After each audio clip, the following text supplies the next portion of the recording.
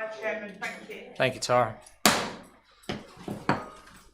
Good evening, everybody, and welcome to this meeting of the Maldon District Council, which is held on Thursday, the 14th of September 2023. My name is Councillor Kevin Lagan. I'm the Chairperson of the Council. Members and all present, we're streaming this meeting live as well as recording, and by being present in the meeting, you're giving your consent to being recorded. During each item, please put your hand up to indicate if you wish to speak. I'll then invite you at the appropriate time. That may not be necessarily in the order of which your hand was raised. It depends when we pick them up. Could I ask members to avoid approaching the top bench here, as it could interfere with the cameras and live stream mechanism? And please note that the YouTube live stream sound recording is dependent on the correct use of microphones. Therefore, can I ask that when invited to speak, you remember to turn on your microphone and turn it off when finished. Please reference a page or paragraph number when referring to the agenda papers and keep your contributions as clear and concise as possible. Thank you. Agenda item 2, apologies for absence. Tara, could we have apologies for absence, please? Yes, Chairman, thank you. Apologies were received from Councillor Miller, and Councillor Shaughnessy has advised she will be attending a little late, Chairman. Thank you. Thank you. Just to also note that we've just received apologies from Councillor Stilts. Thank you very much, Chairman. Thank you very much. Move on to agenda item number 3, which is the minutes of the 13th of July 2023. This is to confirm the minutes of the council meeting held on the 13th of July 2023, found on pages 5 to 22 of the agenda pack. I move this recommendation. Do I have a seconder? Seconded. Thank you, Councillor Siddle. Councillor Fluker. Thank you, Chairman. Just really some points of accuracy and also the fact that I think that, you know, I fully understand that the minutes are not a contemporaneous note, and they are only actually notes, but I think it's right and proper that when comments are made and they rely on the outcome of proposals, then they should be properly recorded in the minutes. And Chairman, I'd draw your attention to minute 156 in particular. And I would also say, Chairman, that the monitoring officer also advised members that for the motion to succeed, the vote had to be unanimous. Chairman, it looks as though you gave the council that legal advice and not the monitoring officer, which was in fact the case and is quite clear to hear on the tape. Chairman, following on from that, and this is a point of accuracy, a recorded vote was agreed, and it was agreed that the vote should be recorded. And although the vote should have been taken and recorded in its entirety, the chair decided to stop the vote at the point the councillor Driver voted against the motion. Up to that point, at the very, very least, the votes of members should have been recorded and thereafter shown in the minutes. As to do otherwise would be incorrect. The vote started, you agreed to stop it. Whether or not that was correct, in my mind, I think it should have gone through, even though we've been told that if one vote was against the proposal, the motion would fail. But you would still have to do that. So, Chairman, I hope you consider putting that into the minutes. Chairman, as far as minute 157 is concerned, what I actually said was that under the rules, unless agreed by the chairperson, all motions should stand deferred to the appropriate committee. As to do otherwise would be anti-democratic. But our rules actually say that, Chairman, and we seem to get in a huge muddle by trying to deal with all the motions in council, and this is what I was trying to point out. Chairman, minute 164. Again, Chairman, sorry, do you want to comment, or and I'm quite happy to take an answer afterwards, Chairman. I'll let you raise the points, and then yes, you've certainly okay. got an So answer. minute 164, Chairman, my preamble to my proposal, Chairman, should be included in the minutes. I mean, if somebody makes a proposal, there has to be a preamble in there to support it. You know, I mentioned the impacts and disruption to our residents from the massive developments in Maldon, Heybridge, Southminster and Burn, and that the residents had basically been eating dust and dirt for a number of years, and that new homes bonus should be used to offset that disruption by providing local infrastructure rather than popping up the general fund. Chairman, that is really important to have in the minutes, because that is what we were considering at that time.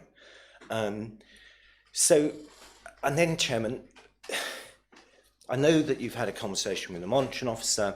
You know, I've spoken to you about this, but as far as I'm concerned, Chairman, I made a proposal and it was definitely seconded. And Chairman, in your role, you actually acknowledged that. And I think if members go to paragraph 8 of minute 164, you actually say, my motion was seconded and therefore was including in the assent given by council. No members, Chairman, challenged your decision. Nobody challenged that. And then, Chairman, a post-meeting note in the minutes, and I mean, perhaps you can let me know who the author is of that post-minute note. The author is actually silent. Reverses your decision, Chairman, and I've never ever seen that in a council meeting where a decision is made and then it's subsequently reversed. So, for clarity, Chairman, and to support your initial decision, because in all fairness, you've actually, in paragraph 8, you've actually said that it was seconded and it was agreed by assent. So to support your initial decision, you might like to ask who seconded my motion, and thereafter agree that the minutes are agreed accordingly. Thank you, or amended accordingly. Thank you. Thank you, Councillor Fluker. There's an awful lot, and I appreciate your diligence of going through the minutes. From the perspective of the second in the minute, I don't believe that was actually seconded. So, well, Chairman, that might be an error in the meeting. I'll check that, and then we'll get that reflected. Chairman, I mean, if I've asked you to ask council if it was seconded, I've listened to the tape several times, and you can hear somebody seconded it. And I think, Chairman, for clarity, because I think the monitoring officer bases his case on the fact that no one seconded it, even though you thought it was, and that you brought my motion forward as part of the overall thing. I mean, I know how passionate people are. I know how passionate. What I'll do, Councillor Fluker, thank you, because we are talking about the meetings. We're not talking about how passionate people are. What we'll do is, under Rule 22, I'll take that away, and I'll look at that, and then if it is the case, then I'll bring that back to council the next Chairman, meeting. with the greatest respect, time is not on our side, and I would ask you to consider again putting the question to council so that you can establish who seconded it. Otherwise, it's 6 weeks wasted. Thank you, Chairman. Thank you, Councillor Stamp. Councillor Neal. Thank you, Chair. Just to say, I think it was actually myself that seconded that motion, because I believe I was behind other councillors and I couldn't be seen. I haven't double-checked the tape, but I'm presuming it was myself. Thank you. Thank you, Councillor Neal. We proceed. I need to get the clarity on that. I think, yeah, hang on a second, just talking to them. So I feel I still intend to hold up. I don't think there's any, it's a difficult situation, Councillor Fluker, because I need to go back and check.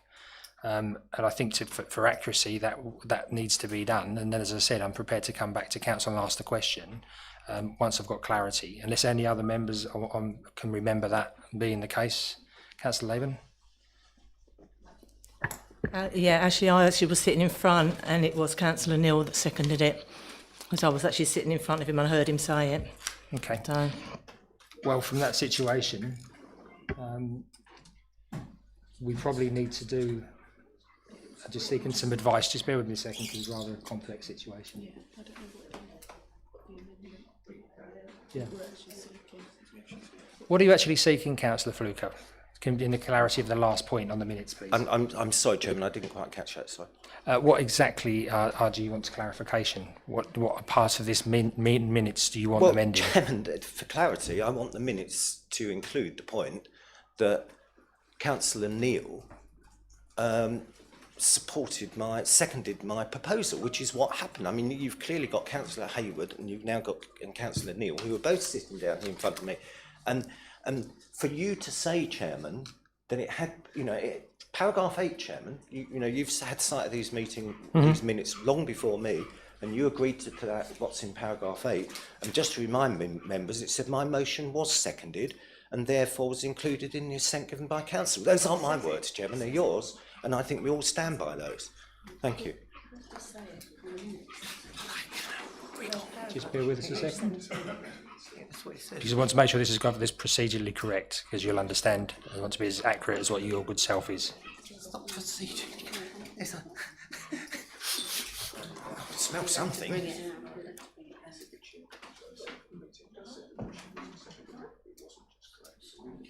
There's something squeaking. It's outside. Oh, is it? I've had Councillor Fluker. I believed in the meeting that I corrected that, and I may have been mistaken, and it said that the motion wasn't seconded. And I remember doing that, which may be an error on my behalf. I need to check that, so I'm going to defer that and come back at the next council meeting. Chairman. Mr. Councillor Siddle. Thank you, Chair. The key, I think one of the key issues on this is normally when something is seconded and minuted, it has the name of the person and that name is recorded. And I don't remember any name being mentioned when that was seconded. And that's why in these minutes, there is no name by the seconder. So therefore that was not seconded. That's why we're correcting the minutes. But there was no name at that time that said seconded by Councillor Neil. Thank you, thanks. We're actually, I don't doubt what's in the minutes, Chairman, but this is the whole purpose of this agenda item is to confirm the minutes. And clearly this has been missed off. These minutes, Councillor Fluker, this is to agree to that exactly, but what we need to do, we need to go back and I need to check with clarity, and then I need to come back to council with a definitive, am I right or am I wrong? And that's where we're at the moment. Thank you. Councillor Morgan. Thank you, Mr. Chairman. I wish to comment on paragraph 154 of the minutes, which can be found on page 9. This deals with my reply to a question from Councillor Stamp regarding a remark that I made in a meeting, or previous meeting. That meeting was in fact confidential, so I should not have made any response to her query. However, I did, and for that breach of confidentiality, I apologise to the Council. I've also subsequently become aware that my reply could be regarded as a direct impugnment of the veracity and integrity of a member of this Council. That was not my intention, and accordingly I apologise to the said member for any hurt or distress that they may have subsequently suffered as a result of my reply. Thank you, Mr. Chair. Thank you. I'll allow that to go through because of its content. Members, anybody else got any other comments on the meeting? Councillor White, please. Chairman, I'd like to thank Councillor Morgan for his statement that he just made, because comments were made that weren't true, and I do appreciate the clarification, so thank you very much. Thank you very much indeed, Councillor White. Okay, members, with those amendments and those areas that we need to check, do members agree that the minutes with those points noted can be passed by assent? Agreed. Agreed? Thank you, members. Okay, we need to move on to number 4, which is declarations of interest. This is to disclose the existence and nature of any disclosable pecuniary interests, other registrable interests and non-registrable interests relating to items of business on the agenda, having regard to paragraph 9 and appendix B of the Code of Conduct for Members. Members are reminded that they are also required to disclose any such interest as soon as they become aware, should the need arise throughout the meeting. Members, do we have any declarations, please? No declarations, Tara. Thank you. So we move on to agenda item 5, which is public questions. I can advise, and there was a paper issued to all members earlier, I can advise that we did have a written question from a member of the public, which has been responded to in writing. Number 6, my announcements, chairperson announcements. I just have a couple of points. One is just to remind council that Councillor Boyce is still unwell. I'm sure we wish his continued recovery. So let's keep him in our thoughts. The second one is also a statement from myself. Although chairman of the council, I'm also an elected member. That gives me the right to comment and vote where I feel free, and I will continue to do that on the agenda issues in front of me and the issues that benefit the ward of South Maldon and the Maldon district. So it's not political, it's about voting for the right things in the right way. I just wanted to be really clear on that. Thank you. We move to agenda item 7, which is the minute book. There's no recommendations coming forward from committees. Agenda item 8, members, is minutes of meetings of the council. This is to note that since the last council, up until Wednesday the 6th of September 2023, council agenda dispatch, the following committees have met and to receive any questions in accordance with council and committee procedure rule 6, little 2. It was Central Area Planning Committee on the 5th of July 2023, District Planning Committee on the 11th of July 2023, Strategy and Resources Committee 20th of July, South East Player Area Planning Committee 26th of July, Performance Governance and Audit Committee 27th of July, Overview and Scrutiny Committee 1st of August, Northwest Area Planning Committee 16th of August and Central Area Planning Committee 30th of August. I propose these minutes are agreed by assent, members. Agreed. Thank you very much indeed. Move to agenda item 9, which is questions in accordance with Procedure Rule 6/3, of which notice have been given. I've been advised there are none. We move on to agenda item 10, which is constitution of the Joint Standards Committee. This is found on pages 23 to 26 of the agenda pack. Tara, I understand that we should have the non-voting members joining the meeting remotely, and this has been confirmed as they are non-voting members. That's acceptable by the monitoring office. Can you confirm that they're in attendance, please? They are in attendance, Chairman, but that's for the special meeting of the Joint Standards Committee, not this actual report item. Yep, just to clarify, but they are on the call. Thank you very much, Tara. Thank you, Chairman. Okay, so the report is found on pages 23 to 26 of your agenda pack, and the officer presenting is Miss Holmes. Thank you. Good evening, members. In accordance with the terms of reference of the council is required to have a joint standards committee to deal with any issues that come up. At the council meeting on the 13th of July this year, the council disbanded the joint standards committee without establishing a new composition.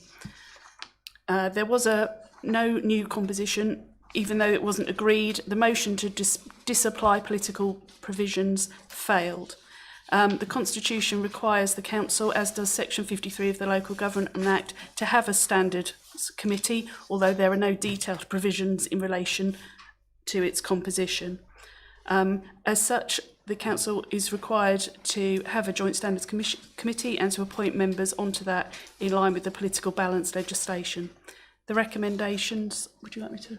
Yeah, you can read the recommendations. The recommendations following that, the report is that in accordance with the terms of reference for JSC, 8 members are appointed to the committee, along with the 2 previously appointed parish councillors who are non-voting and the independent person who's non-voting in accordance with political balance rules. And secondly, that the vice chairman is not from the same political group as the chairperson. Thank you very much indeed. So there's the recommendations. Do I have a seconder for those recommendations? Seconded. Thank you, Councillor Siddle. Members, Councillor Stamp. Thank you, Chairman. I'd just like to say actually how disappointed I am that we're actually going to go back to the old ways of working, where the leading party has more members. The reason I brought that motion to council was so it was going to be fair to everybody, so this committee would be equally balanced. Maybe some members didn't quite understand what we were trying to achieve. That's fair enough. But really to Chairman, to have that motion voted down, and now we're going to go back to have the Conservative group have more members than the rest of us. There was a reason why that was changed, and Councillor Matt Bassinger he maybe won't agree with me nowadays, but he understood exactly why that motion was put at the time, because Councillor Siddle and I put that motion, and I see this as a backward renegade step going back to that, and I understand the reasons for doing it, but I'd just like that minuted, noting please, Clerk, that I'm very disappointed we're going back because we were trying to move forward. Thank you. Thank you, Councillor Stamp. Any other members wish to speak before we call for nominations?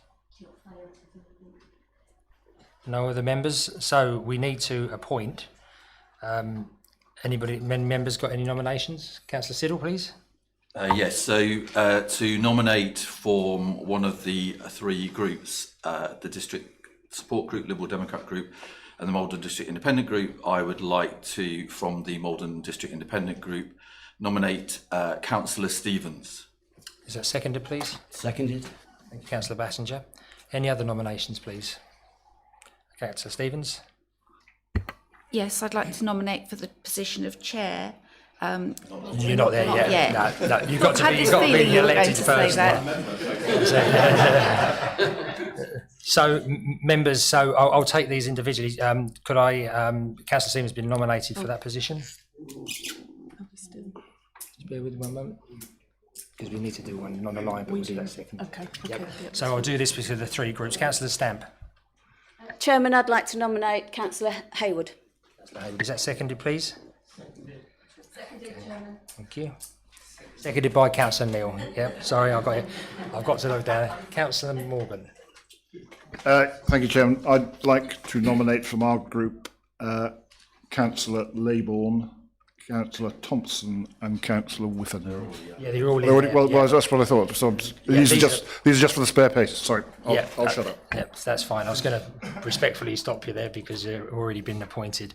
So we've got Nominated. Sorry, Councillor. Thank you, Chair. I'd like to nominate Councillor Jennings from the Liberal Democrat group. Thank you. Is that seconded, please? Okay, thank you. That's seconded by Councillor Burwood. Any other nominations, members, for this? This is from the three from the District Support Liberal Democrat Maldon District Independent Group. We may as well take the non-aligned member, and then we'll do the voting afterwards. So, Councillor Siddle, please. Yes, I'd like to nominate Councillor Lay. Any other nominations from non-aligned? Seconded. Thank you very much indeed. Councillor Bassinger. Nobody else on that one? Okay, I'm going to take the easier one first because we've had one non-aligned member. So can we agree that Councillor Lay is nominated by assent, members, please? Agreed. Thank you very much indeed. And now we have Councillor Stevens, Councillor Hayward and Councillor Jennings. All nominations have been seconded. So first of all, I'm going to ask for nominations for Councillor Stevens. Could we do this by a show of hands? I think it's probably the only way I'm going to be able to do this. You agree? Well, you've got you've got two other nominations, so you can't just agree that. We've got to vote based on numbers. Chairman, I don't think we can just do it on a show of hands of who we want on. I would have thought that we've got to have a proper ballot, and then one person's got to drop out, and then we'll have a shootout at the end. Which is the normal way of doing these things. I mean, we've got involved in enough muddles doing this in the past. I'm sorry, but that is the way to do it. I'm grateful for my friend over there who says I'm correct. Yes. It's rare. Yeah, I can. Yeah. Well, what we'll have to do, I've been advised by the Deputy Monitoring Officer that we can have a ballot here, and we're going to call names. First of all, we're going to go for, against, or abstain. Okay, so I want to be really clear. Councillor Fluker, Councillor White, please. Just so, because I want to make sure I get this right. Okay, that's really important that everything is done correctly. So we're going to do a vote for Councillor Stevens first, and will you call the names? Tara. Tara, so it would be very similar to a recorded vote. Yeah. Okay, so we'll capture it that way. So Tara, this is the vote for Councillor Stevens, please. So Chairman, just to clarify, you're doing each person individually. Each person individually. Rather than all together and just members call out who they're voting for. Each person individually. Individually. Okay. Yeah, please. Very much like in the way I recorded vote. Just bear with me, Tara. Sorry, Councillor Morgan. Yes, sorry, Mr. Chairman. I'm sorry. I'm getting confused here. I was under the impression that each of the three groups, the support group, Liberal Democrat and Maldon Independent Group, was putting forward a further person, and therefore, if they'd already nominated, why? No. We have. Just to be clear, we've got three from the Conservative. We've got one already from District Support. We've got one from Liberal Democrat, one from the Maldon District Independent Groups. We have one non-aligned, plus we needed another non-aligned, and we needed another representative from the three groups. Thank you. Councillor Siddle. Thank you, Chair. I seem to remember in July when we voted for the parish council representation, what we did was to go round everybody and they said a name, and whoever came out first was the and then the other two had a fight out in terms of the last position, as it is. It's going to have you record that. How are we going to record that? Yeah, I think we just go for this. I think for Tara. I think we just go for Tara.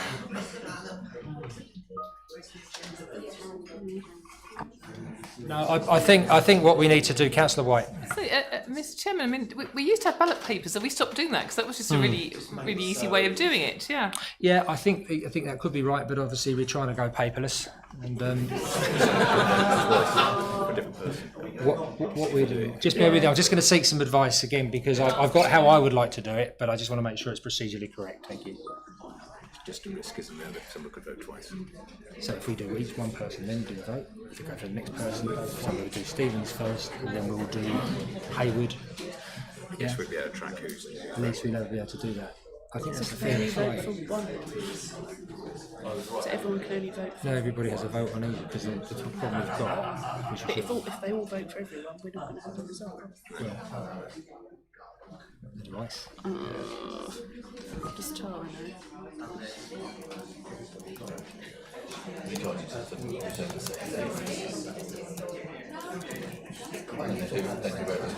So I wasn't here. Let's see what comes from Chairperson. We did it by the names.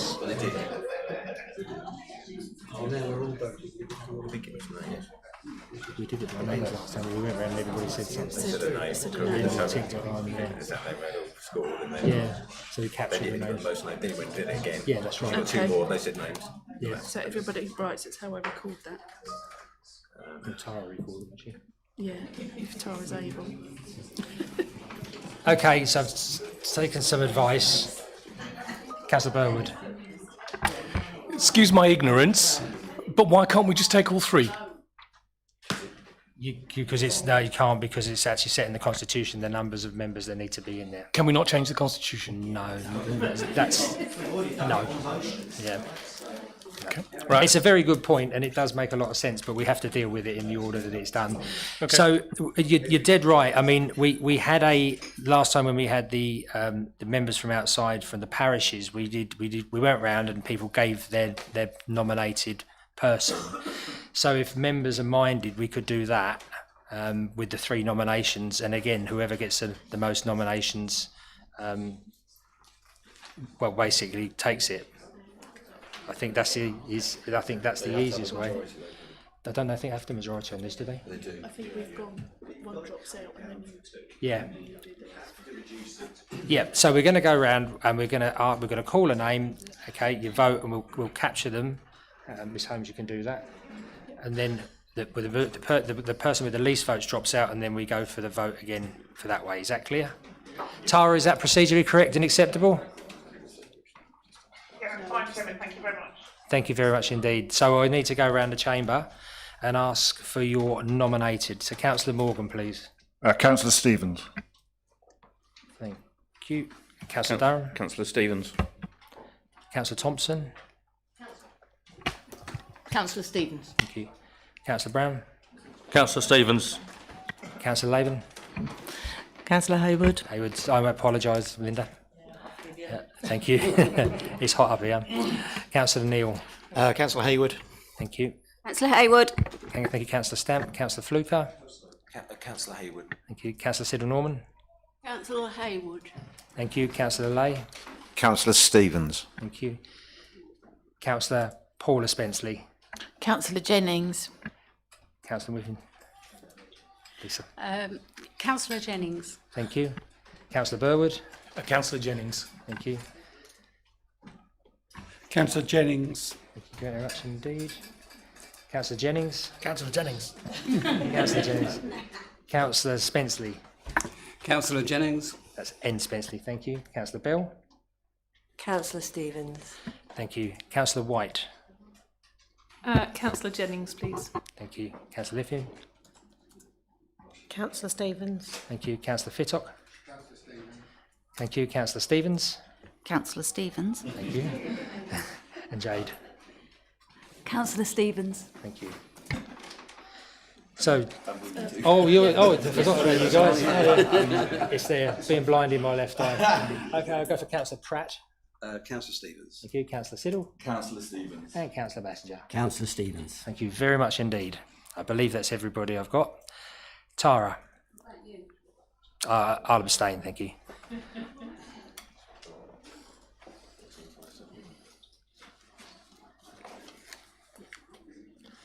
So what have we got? So we've got 13 for Councillor Stevens, 5 for Councillor Hayward and 7 for Councillor Jennings. Okay, so we've got 13 for Councillor Stevens, 5 for Councillor Hayward and 7 for Councillor Jennings, which means Councillor Hayward drops out. Thank you. Councillor Fittock. I think the way the process works, you might want to check with Tara that because Councillor Stevens is a majority, that's the end of it. It is, yeah, it is because she's got she's got 13, the other's 12. That's over 50%. Yeah, I believe. Thank you very much indeed, Councillor Fittock. I believe that's correct. So therefore, I declare that Councillor Stevens is appointed to the Joint Standards Committee. Thank you, members, for indulging me with that. We need to confirm that all the others, has it actually been voted that all the others that were nominated are... Okay, we'll do that now. Just want to confirm as well that the following members could just confirm that from the Conservative group, Councillor Laban, Councillor Thompson and Councillor Whiffin are nominated and accept and have been appointed. I believe that's the case, isn't it? Okay. District Support Group, Councillor Neal. Thank you. Liberal Democrat Group is Councillor Burwood. Okay. Maldon District Independent Group is Councillor Bassinger and Councillor Stevens. And we non-aligned, we have Councillor Lay. And we have our non-members, an independent person, Mr. J. Mitchell, and 2 parish town councillors, Councillor Davey and Councillor Stratton. Okay. Members clear on that? Okay. Thank you very much indeed. We'll do that now. Yep. Members, what I need now to do is to move to agenda item 11, which is adjournment of this meeting. So it's to adjourn the meeting to allow a Joint Standards Committee to proceed to elect a chairperson and vice chairman. Special meeting of the Joint Standards Committee. So this is to elect a chairperson of the committee for the remainder of the municipal year, and B, to appoint a vice chairman of the committee for the remainder of the municipal year. So I now adjourn this meeting at 8:01 p.m. Thank you, Tara. We now move on to the special meeting of the Joint Standards Committee. Could I ask all members of the Joint Standards Committee present in the chamber, please, to stand, so that it's very conspicuous. Chairman, and the 2 parish councillors to come on screen, if that's okay? Yes, please. Yep. Thank you, Chairman. Thank you.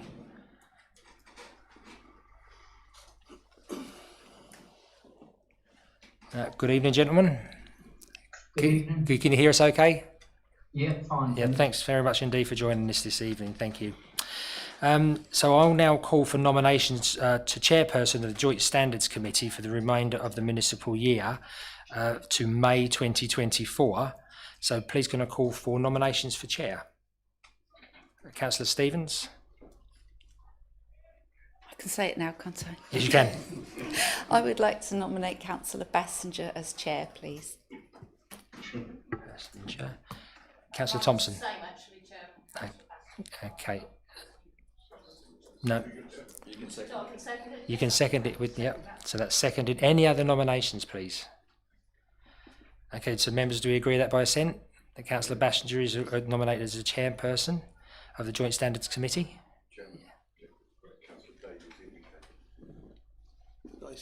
Yeah, Councillor Davies, you got your hand up. Oh, sorry, no, that was when you said stand up. Sorry.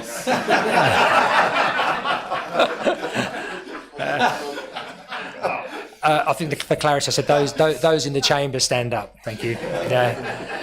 Would the real Slim Shady please stand up? So that's excellent. So we've got that. So Councillor Backer, congratulations. I will now hand over to the chairperson of the Joint Standards Committee, which is Councillor Mark Bassinger. Great. Thank you very much. And from the chair, I'd like to ask for nominations for vice chair. And from the chair, I would like to nominate Councillor Andrew Lay. Thank you. Any other nominations? Sorry. Then Councillor Andrew Lay is duly elected. Thank you. Members. Let's close the meeting. Close the meeting. Okay, yeah, and having no other business, I close the meeting of the Joint Standards meeting at, there we are, 8:04.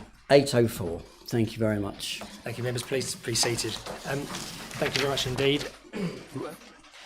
Members, just while we're closed, if any member wishes to remove an outer garment because of the heat to make themselves more comfortable, please feel free to do so. Okay, item number 12 is resumption of business to continue with the business of the council.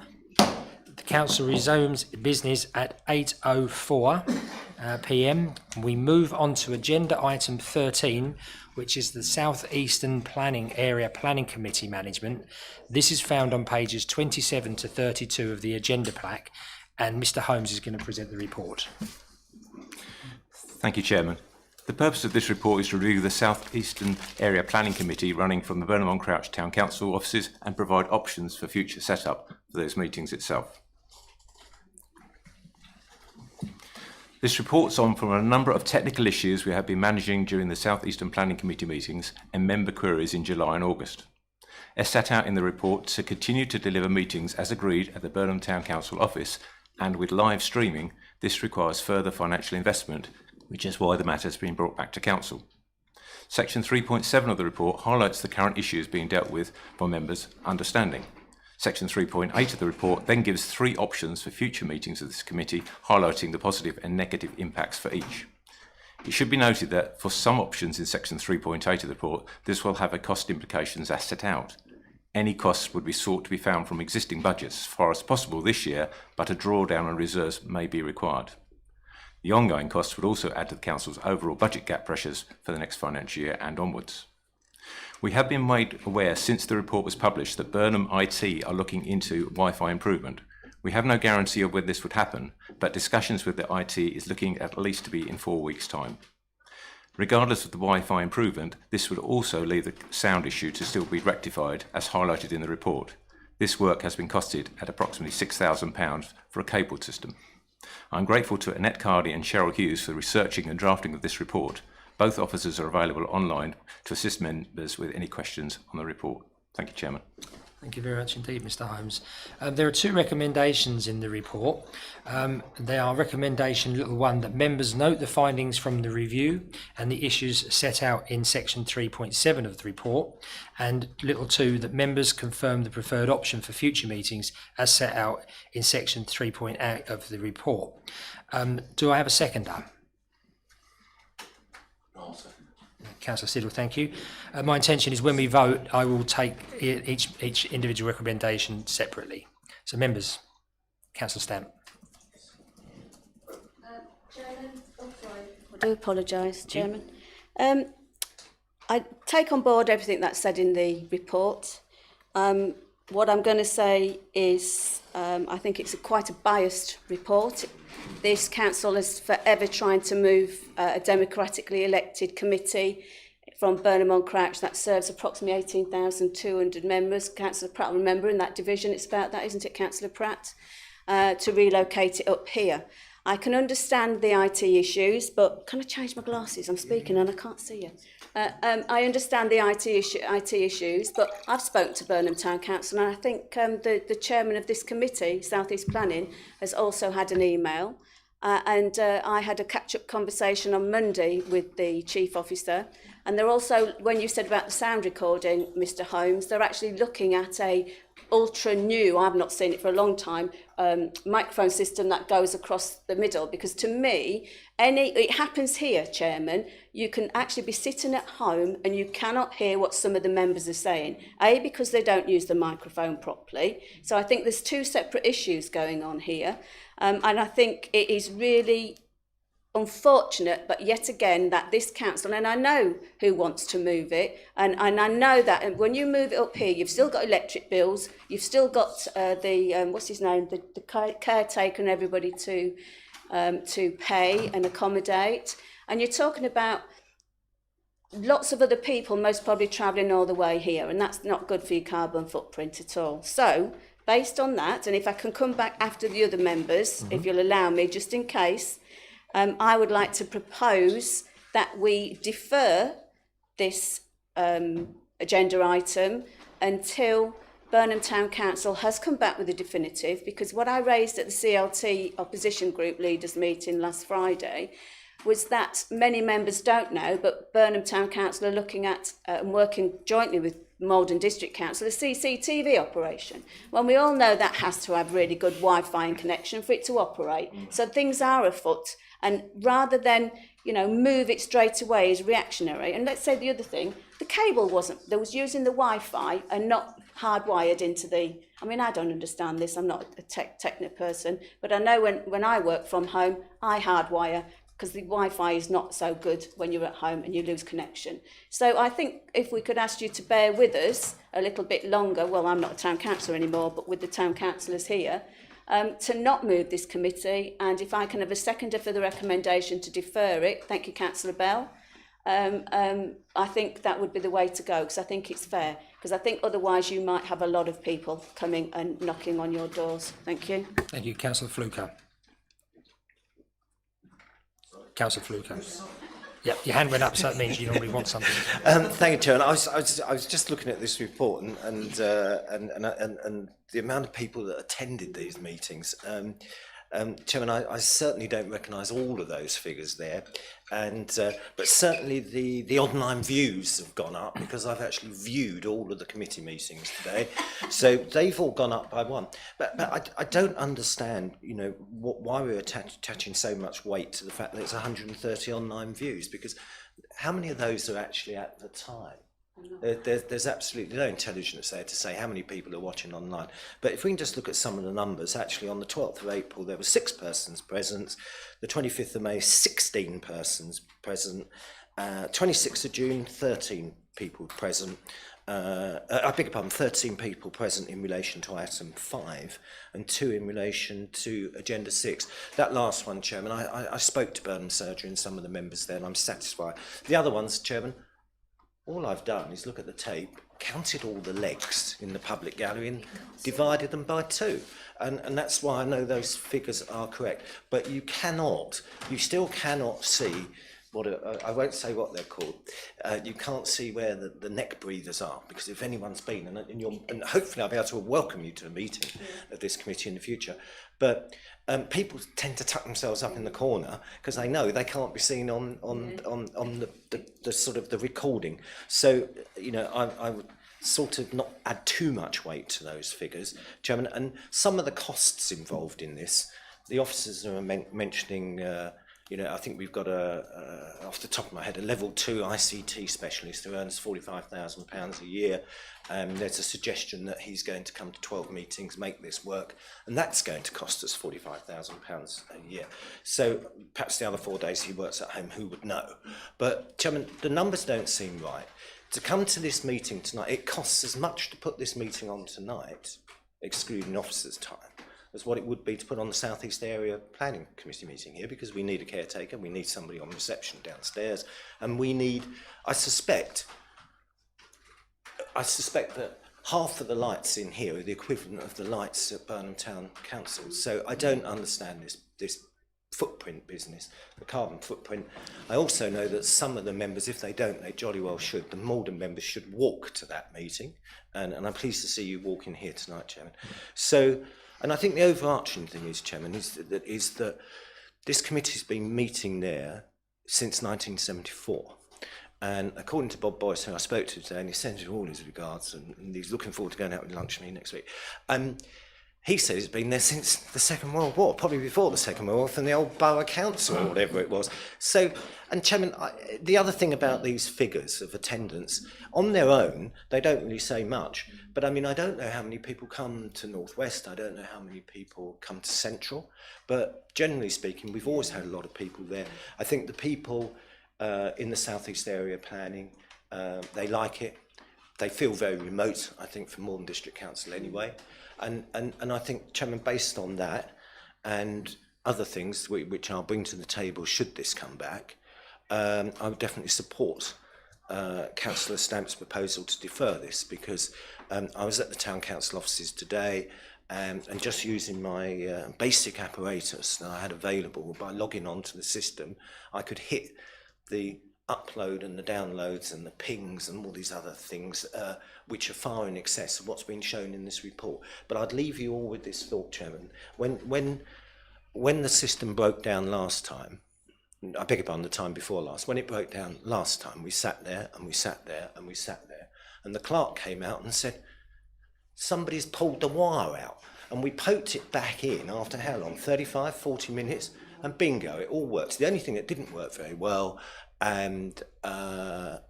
was the sound. And that sounds to me as though they're going to be able to mitigate that somehow, Chairman. So I look forward to debating this again. And I think that the people in the south, our residents in the southeast area and our businesses would very much prefer it to stay there, Chairman. But I support the recommendation, and I hope Council is minded to defer this Thank you very much, decision. Councillor Fluker. That's very elegantly and longly said. Councillor Bell, please. Thank you. I feel like I've been a bit backward in coming forward as the chair of this committee, but my esteemed colleagues have left me very little to say because they're absolutely right. And I think, be honest, as chair of the committee, it has been a nightmare having to deal with the technical issues. It has been absolute horrendous. But having said that, it is about democracy, and I think it's really important we give the town council time and the opportunity to push forward with what they want to. And so I agree we should defer this. Thank you. Thank you very much. Councillor Stevens. Yep, thank you. Thank you, Chair.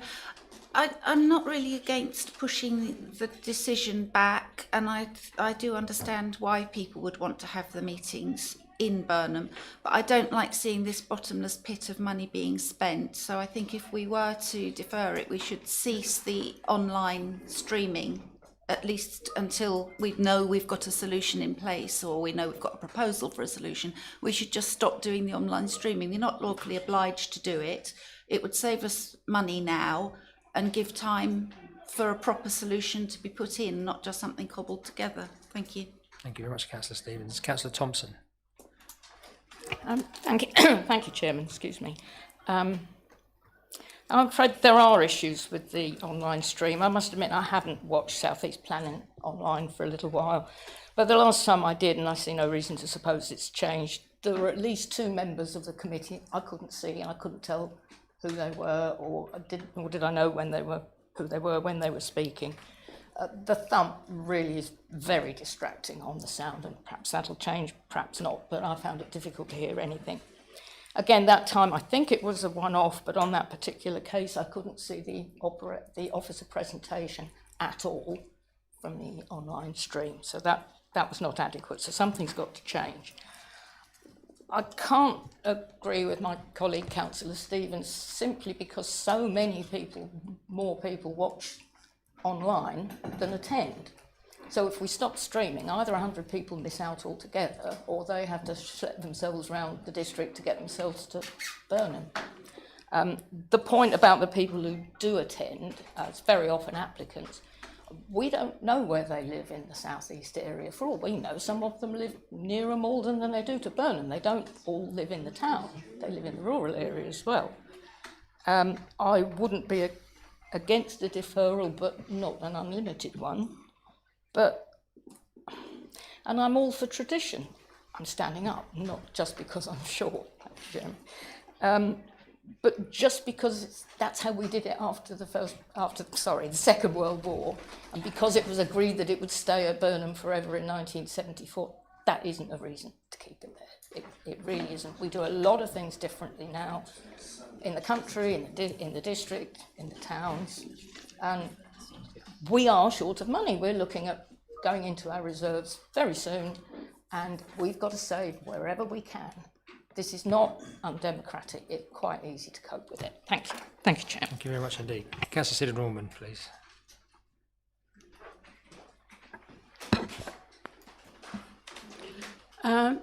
Good evening, everybody. You probably haven't heard me say anything because I've been ill, but I'm all right now.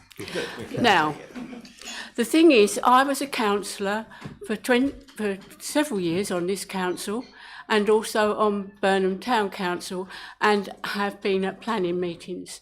Now, we aren't doing this for us. we're doing it for the residents of Burnham and Mayland and Southminster and Bradwell and Tillingham and all the people in Dengie. Why do we always think, I mean, I don't believe that it is money that's involved in this. I believe that for many years now, that you've been trying to stop us having planning at Burnham. And I really believe at this stage we have to take ourselves into the public and what they want. And they don't want it moved. Thank you. Yeah. Thank you very much indeed. Councillor Fittock, please.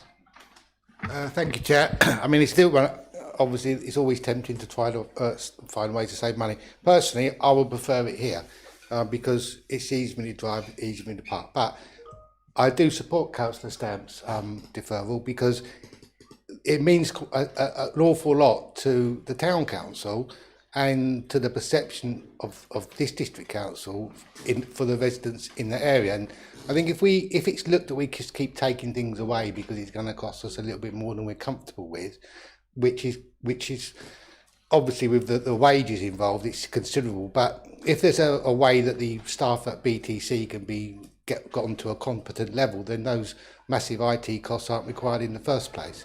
So obviously, if there's an upgrade to the system, that would possibly help. But I would imagine that it's entirely possible to do a test on the day to make sure the system's up and running. I mean, when I've done things, I've tested it well before, and I've not rolled up at 7:30 and then found out the system doesn't work. So I think there's more work that could be done on it. And if it is MDC that have to manage that process, just come in on the day and do it. It doesn't have to be a full-time job for 10 meetings a year. So I would support Councillor Stamp's deferral. Thank you, Councillor Fittock. Councillor Bell. Thank you, Mr. Chairman. I just wanted to come back on that, Councillor Fittock. A test is always done during the day of the meeting. The problem is the amount of traffic that then comes on because it's a party line, old copper party line. So in the day, it's absolutely fine. In the evening, everyone comes home from work, goes on their computer, the traffic kicks in, and that's the problem. So this is why they're doing the new tests, because they're going to do a live test of an evening and see what's really going on. So just wanted to clarify that. Thank you very much indeed. Thank you.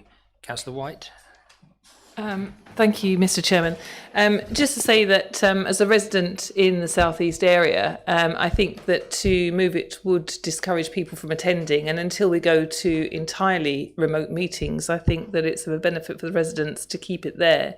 And I think at £4,000 a year of all the money we spend on other items, frankly, it's nothing. And I think the only emails I mainly get are about planning and rubbish bins. So I think those are the two things that we really need to support. They're the most contentious and the things that the residents are interested in. So I support the application to defer. Thank you. Thank you very much indeed, Councillor White. Any other member? Councillor Siddle, please. Thank you, Chair. I'd just like officers to clarify in terms of this item and in terms of us agreeing this early in this year. Could officers clarify, in terms of the budget that was allocated at that particular time, how much of that budget has been spent? Thank you, Councillor Siddle. I don't, does, Naomi, do you want to take that? Thank you, Chair. Yeah, I would have to take that away and come back. I don't have that figure to hand, I'm sorry. Okay, thank you. Miss Cardy. Thank you. Could you lend some assistance? Thank you. Thank you, Chair. I can say that £6,000 originally noted this has been spent and now additional resource.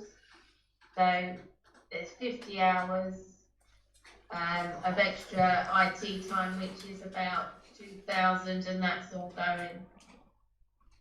Thank you very much. Does that answer your question, Councillor Siddle? It does, yeah. Thank you very much. Councillor Fluker, just one small comeback. Chairman, I'm getting a bit confused about all of this. Right, so let's just talk about what we call live streams. How many times is this streamed? We don't know how many people are live streaming it. If we recorded this meeting and we didn't live stream it, we can still put it on the website and 150 people might look at it.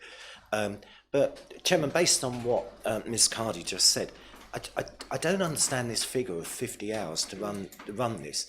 It's 12 meetings a year. The occasional one gets counted. But one would have thought that if somebody turned up and they found this plug and they plugged it in, I don't know how that comes to 50 hours a year at, was it 275 or 375 pound an hour? It just does not feel right. So, Chairman, I do hope that officers will have taken on board the concerns of members and their comments tonight, so that when we see this report next time, it's a lot easier to understand, and we fully understand what these costs are, because you know, I'll happily go to college to earn 45 grand a year for 12 meetings. Thank you. Thank you indeed, Councillor Fluker. Councillor Thompson, please.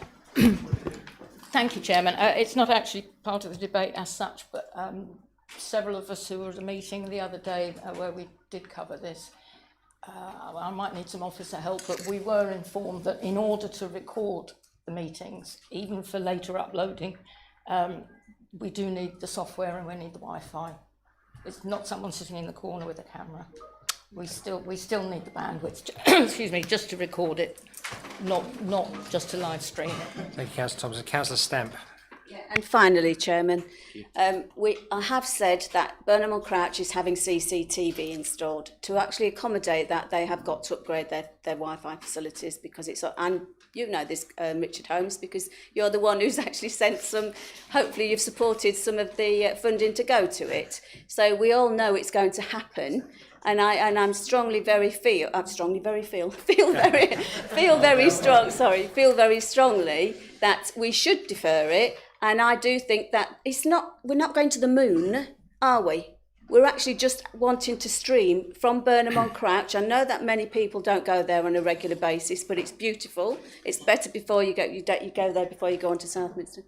But all I would say is that please support us to defer it, and then we can readdress it. And hopefully, I've got every confidence in Burnham Town Council and the district councillors that are here present to actually represent their residents as much as what we do.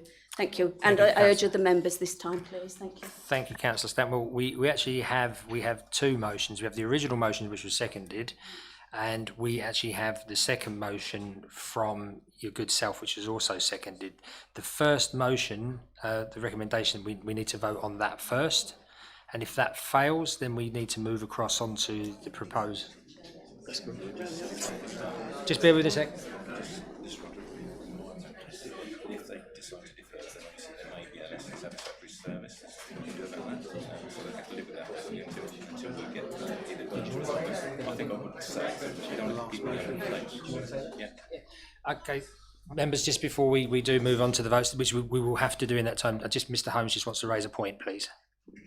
Thank you, Chairman.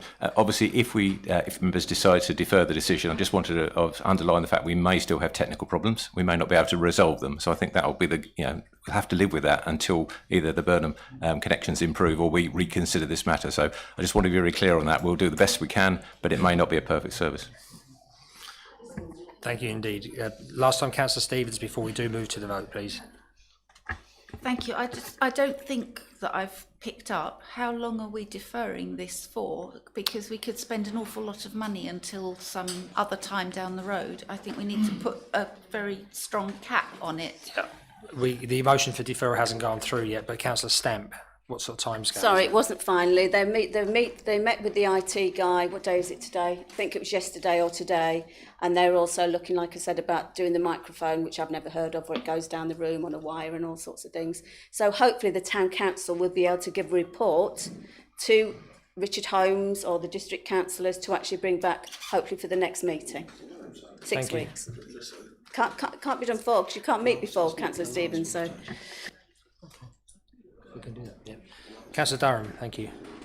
Well, Chairman, we're going round and round the houses here, and I think there is sufficient evidence to say that there is work underway, and we don't know the status of how the IT system can be improved, or even if it can be improved. So I think it would be unreasonable to make a decision tonight other than to defer it until we get further notice.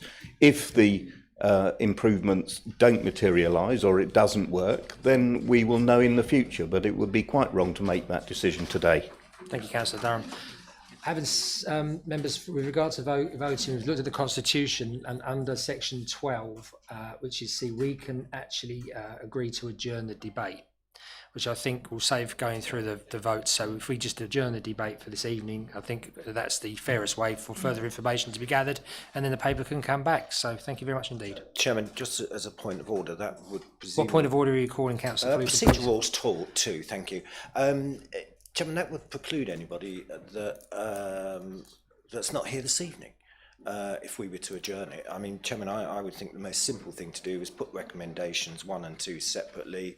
I suspect, Chairman, judging the mood in the chamber, 1 will be approved, 2 won't, and then presumably we can go to Councillor Stamp. And I think that's the fairest way to allow everybody to take part. And can we have a recording? Yeah, I think for expedience and with still some heavy items on the agenda, I am going to stick by using the Constitution, Section 12C to adjourn. Well, that's very anti-democratic, with respect. No, that's fine. You're elected to make comments, so that the agenda item is deferred. Okay. Chairman, sorry to interrupt. Is that to defer to the next meeting? Yeah. Adjourn to the next meeting, please, Tara. Thank you. Thank you.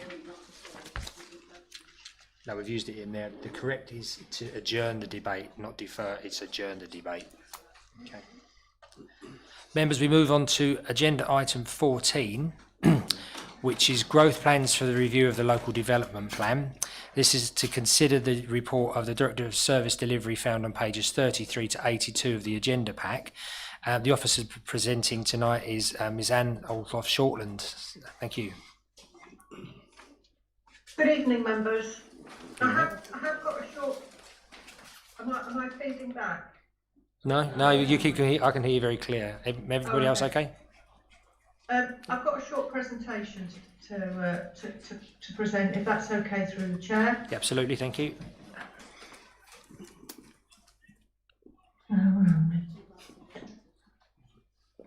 Can everybody see that? You can, but can you actually put it on presentation mode, please? Go down the bottom. Down the gate, go lower, right. Yeah. Some members are showing their golden shot age in the chamber tonight. On the top where it says slideshow. Yes, there. Right, okay. Is that okay? Can you see that at the back better, members? Yeah. Thank you. Yeah, thanks, Yeah. Anne. Right, the paper that we're presenting today is about the growth options. So we went out for issues and options consultation, just to recap, from the 17th of January to the 14th of March in 2022. In that issues and options consultation, we had 7 high-level district growth options, and I'll just quickly run through them. So option 1 was business as usual, which was retain the option in the present approved local development plan, which is focused growth in Maldon, Heybridge and Burnham-on-Crouch. Option 2 was a strong focus on the towns and larger sustainable villages, though we didn't name them in the consultation. Option 3 was focused growth on Maldon, Heybridge, Burnham-on-Crouch and all the large villages in the settlement pattern, but once again we didn't name them. Option 4 was pepper potting, which is spread growth around across the whole district. Option 4 was create a new satellite settlement or a large urban extension bolted onto one of the towns or larger villages. Option 6 was focused growth in the north of the district to link into services in Tiptree and Witham and Maldon and Heybridge. So when we say north, we mean north of Heybridge. Option 7 is focused growth along the rail line. So that's Hawthorne, North Lambridge and Southminster. So we've had discussions with the Planning Policy Working Group, and we've had 2 member briefings, and we had a workshop with members on the in July of this year. There are some other things that we need to consider when we're considering work on grants. And you've gone quiet. Apologies. Can you hear me now? Yep, thank you. Where did I get to? So there's other work that we need to consider on when we're working on growth options and what we're going to do. One's the plan period.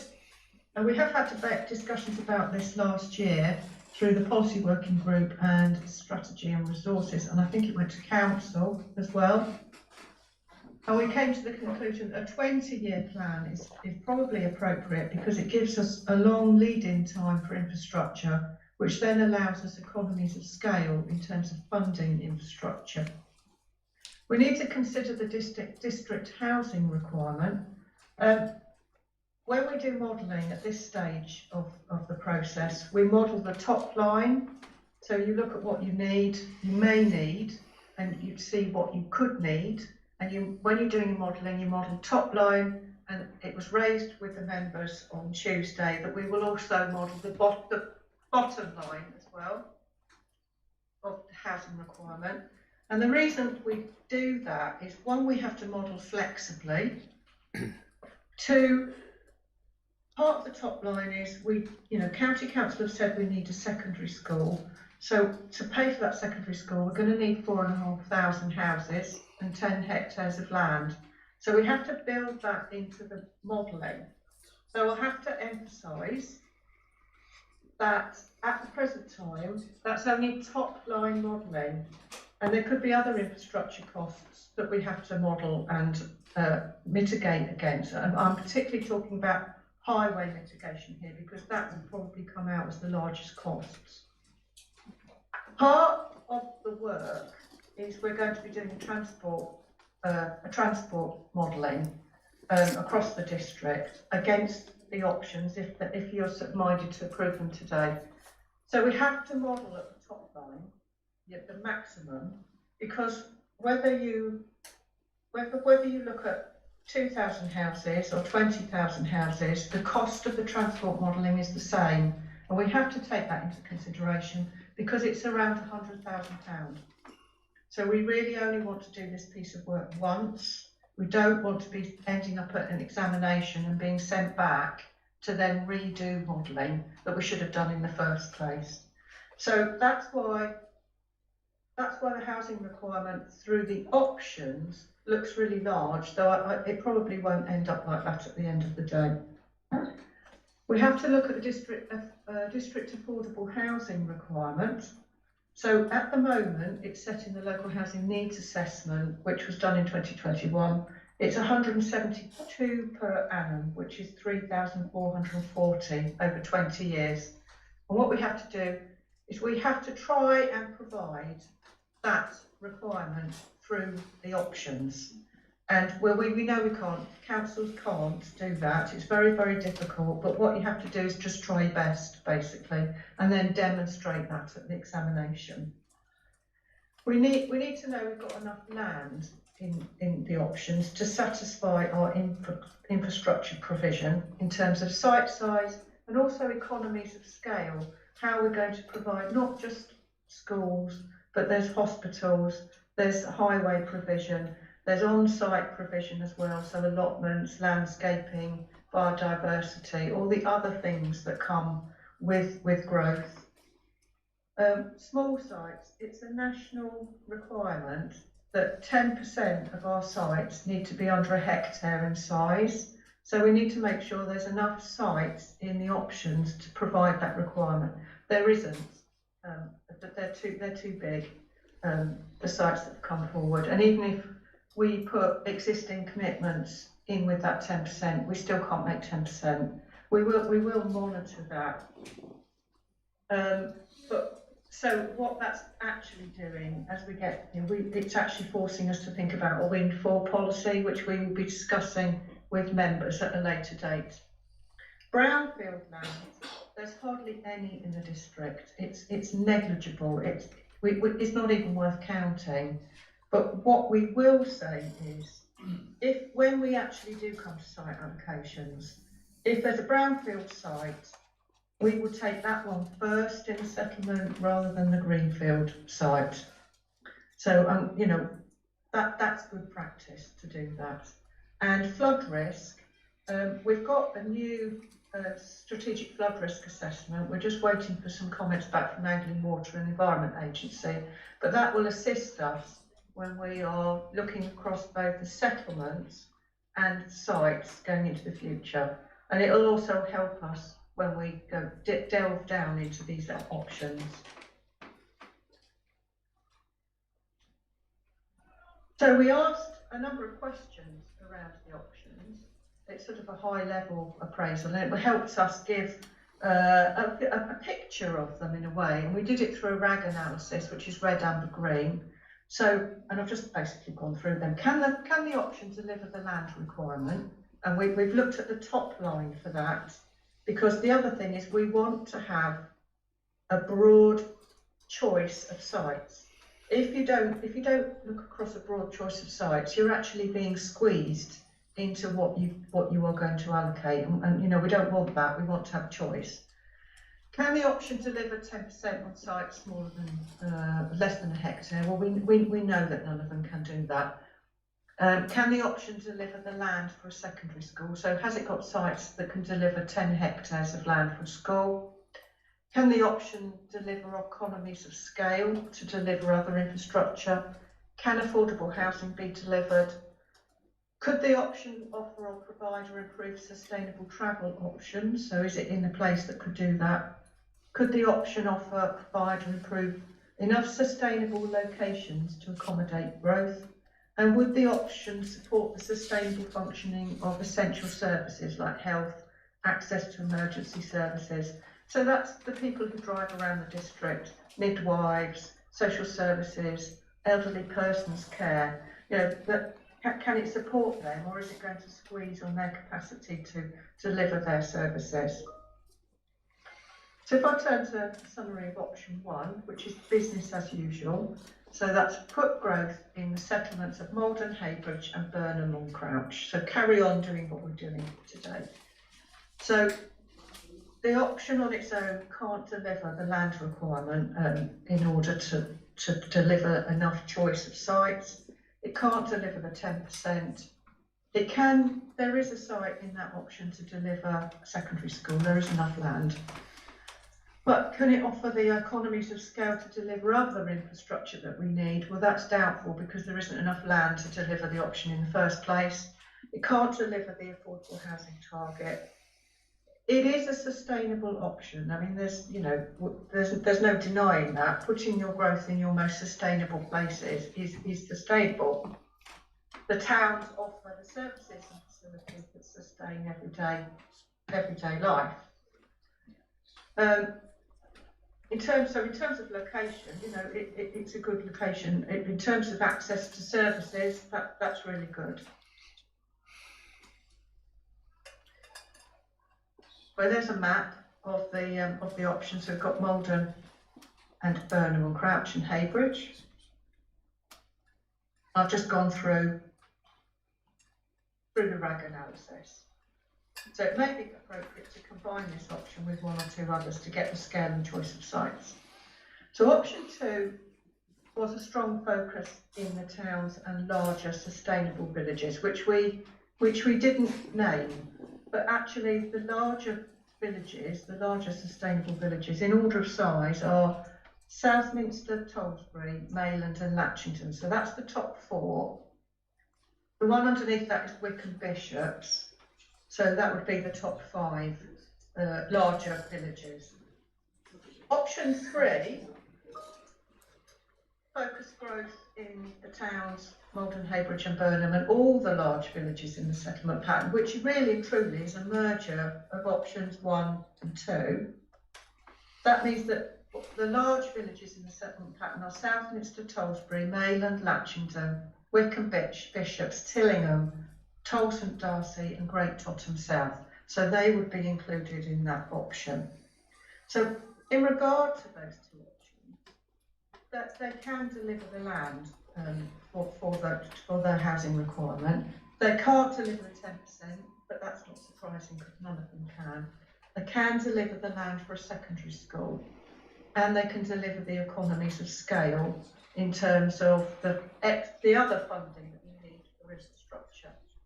They can't deliver the affordable housing requirement, but it's probably not that far off. Option 2, I mean, they are sustainable locations, and you know they could offer sustainable locations to accommodate that growth, and they could help the services that move around the district. For option 3, we've given amber for could it improve sustainable travel options and access to services, because you are moving out wider across the district. Now, just because people say, oh, we're all putting all the growth in the north or the south, 4 of those settlements are in the north and 4 in the south. So there's quite an even spread across option 3. There's option 3. So you've got Burnham or Crouch, Maldon and Heybridge. And then if you had the 4 largest villages, Southminster, Tollesbury, Mayland and Latchington, and then you would add the 5th one in, which is Wickham Bishops, if you wanted to go to 5. And then that's all of the large villages. So option 4 is pepper potting. So that's spread growth across the whole district. It doesn't mean that you'd get some kind of fair distribution of the growth, because in order to accommodate the land, you probably have where the sites are, basically, and then you choose from all the sites. So you'd kind of have a kind of almost a site choice fest about where you would go. But yes, it can deliver all the land. That's quite clearly it can, because it covers all of the settlements in the district. It can't deliver the small sites. Not so. Even if you take all the sites that have been put in, it still can't deliver the small scale sites. Can deliver the land for a secondary school. There's a number of sites that it could go on. Could it offer the economies of scale to deliver other infrastructure? Well, that's debatable, because if you spread your growth around, of course, you're spreading your cost for infrastructure around. So it may be that no, it couldn't deliver the economies of scale. This one can deliver the affordable housing target. But would that affordable housing be in the right place? Well, that's another question. Could the option provide improved sustainable travel options? Well, no, it couldn't, because we're spreading it right across the whole district. We would have to pay for a transport travel strategy if we chose this option, something that we haven't budgeted for, in order to justify why we would have this option and why it would be then sustainable. Would the option support the functioning of essential services? Well, no, it wouldn't. And actually, we've had objections on this option from Health and the County Council, because their services travel around, and it would place pressure on their services and the capacity of their services to be delivered. So if we spread it all around, and I haven't included the smaller villages in this, but actually, if there's land in the smaller villages, they would be included. So option 5 was create a new satellite settlement. No, there is no land large enough for us to do that. It hasn't come forward. It's just not big enough. So what we would actually have is a large urban extensions bolted onto one of the town's larger villages and or a settlement adjacent to the district boundary. Can the option deliver the land requirement? Not on its own, it can't, no. It's not far off, but it can't do that. Can't deliver the 10% of sites, because obviously these are the largest sites that have come forward. Could the option deliver the land for a secondary school? Yes, it can. Can it offer economies of scale? We've made this amber because there is a question mark about that, because if you have lots of really massive sites, then perhaps the infrastructure in other places can't be provided, or perhaps there isn't. It all goes onto the site and not out the site. Can the affordable housing be delivered by this option? No, it can't. Does it offer sustainable travel options? Possibly, yes, it possibly does, because it depends where they are and how that links into other travel options. Can it improve or provide sustainable locations to accommodate growth? That's an amber, because we don't really know yet, because we haven't really done any work on these, and it depends where the sites are. That would be the same about essential services. It's an amber because we haven't really done the work yet on it. So there are sites large enough in Maldon and Heybridge, Althorn, adjacent to the boundary with Southwood and Ferrers, Southminster. I've got Burnham on there, but I don't think there is a site large enough in Burnham. So there's land for 1,500 homes adjacent to the boundary with Southwood and Ferrers. There's a site in Althorn which could accommodate 750 homes. There's sites in Maldon which could accommodate 1,600 homes. The site in Southminster which could accommodate 1,000 homes. But we're still short in terms of this option on its own. It would have to be combined with another option. And of course we would have to consider a windfall policy for the 10% of sites on land less than a hectare. So option 6, focus growth in the north of the district to link into the services and facilities available in Tiptree and Witham and Maldon and Heybridge. There is not the land in this requirement, not nearly enough actually, and there's probably, because of the type of land, and I think a lot of that is in relation to the Great Braxton Park sort of is in the way. 200 hectares of the north is taken up with that site. So there's definitely not enough land. You know, even when we start putting it with some of the other options, there's not enough land. So of course we couldn't deliver 10% of the sites on sites less than a hectare. There is no land up in the north for a secondary school. There's no site big enough. It couldn't deliver the economies of scale to deliver the infrastructure that we possibly need, couldn't deliver the affordable housing target, and really wouldn't provide sustainable travel options. In terms of a location, I mean, the sites are linked into Tiptree and Witham and Maldon and Heybridge, so you know they could be quite sustainable in terms of that particular factor. But we would have to test that. And would it support the sustainable essential services? Well, that's probably debatable because there isn't enough land in the first place to accommodate the growth. The issue with this particular, so there's the 4 large villages in the north. The issue with this particular option is it's the only option that Highways England actually, the Highway Authority, no, the National Highway Authority objected to because of the impact on the A12 and the work that's going on there, because it's been modelled not on lots and lots of growth in the north of Maldon. The other thing is, if we start impacting on the services in Tiptree and Witham, they're already planned for. So any additional growth that we have up in the north, we would then have to pay our SIL or Section 106 money would probably be shipped out to Tiptree and Witham to pay for the infrastructure that we're creating in the north of the district. So that is, that could be an issue. But the main issue is that there's just not enough land. And even if we started to combine option 6 with another option, so if we combined it with option 1, there still isn't enough land. And then once you start combining it with 2 or 3, you're then going back into option 2 or 3. So option 7 is focused growth along the railway line. So that's Althorn, North Banbridge and Southminster. And we've included Burnham on Crouch in this.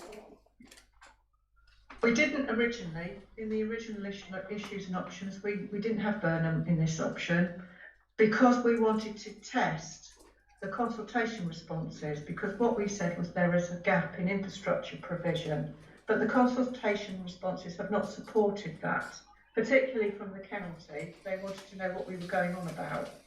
So until we've got the evidence to support that, then we feel that it's appropriate to leave Burnham on Crouch in this option, because part of the work is to gain the evidence to see if there really is a gap in infrastructure.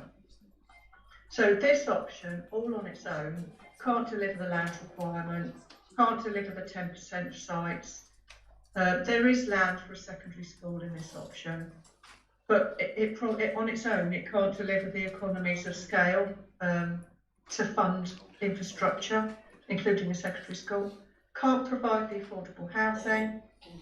Is it a sustainable, does it provide sustainable travel options? I mean, we did have a debate on Tuesday at the member briefings about this. We've given it an amber.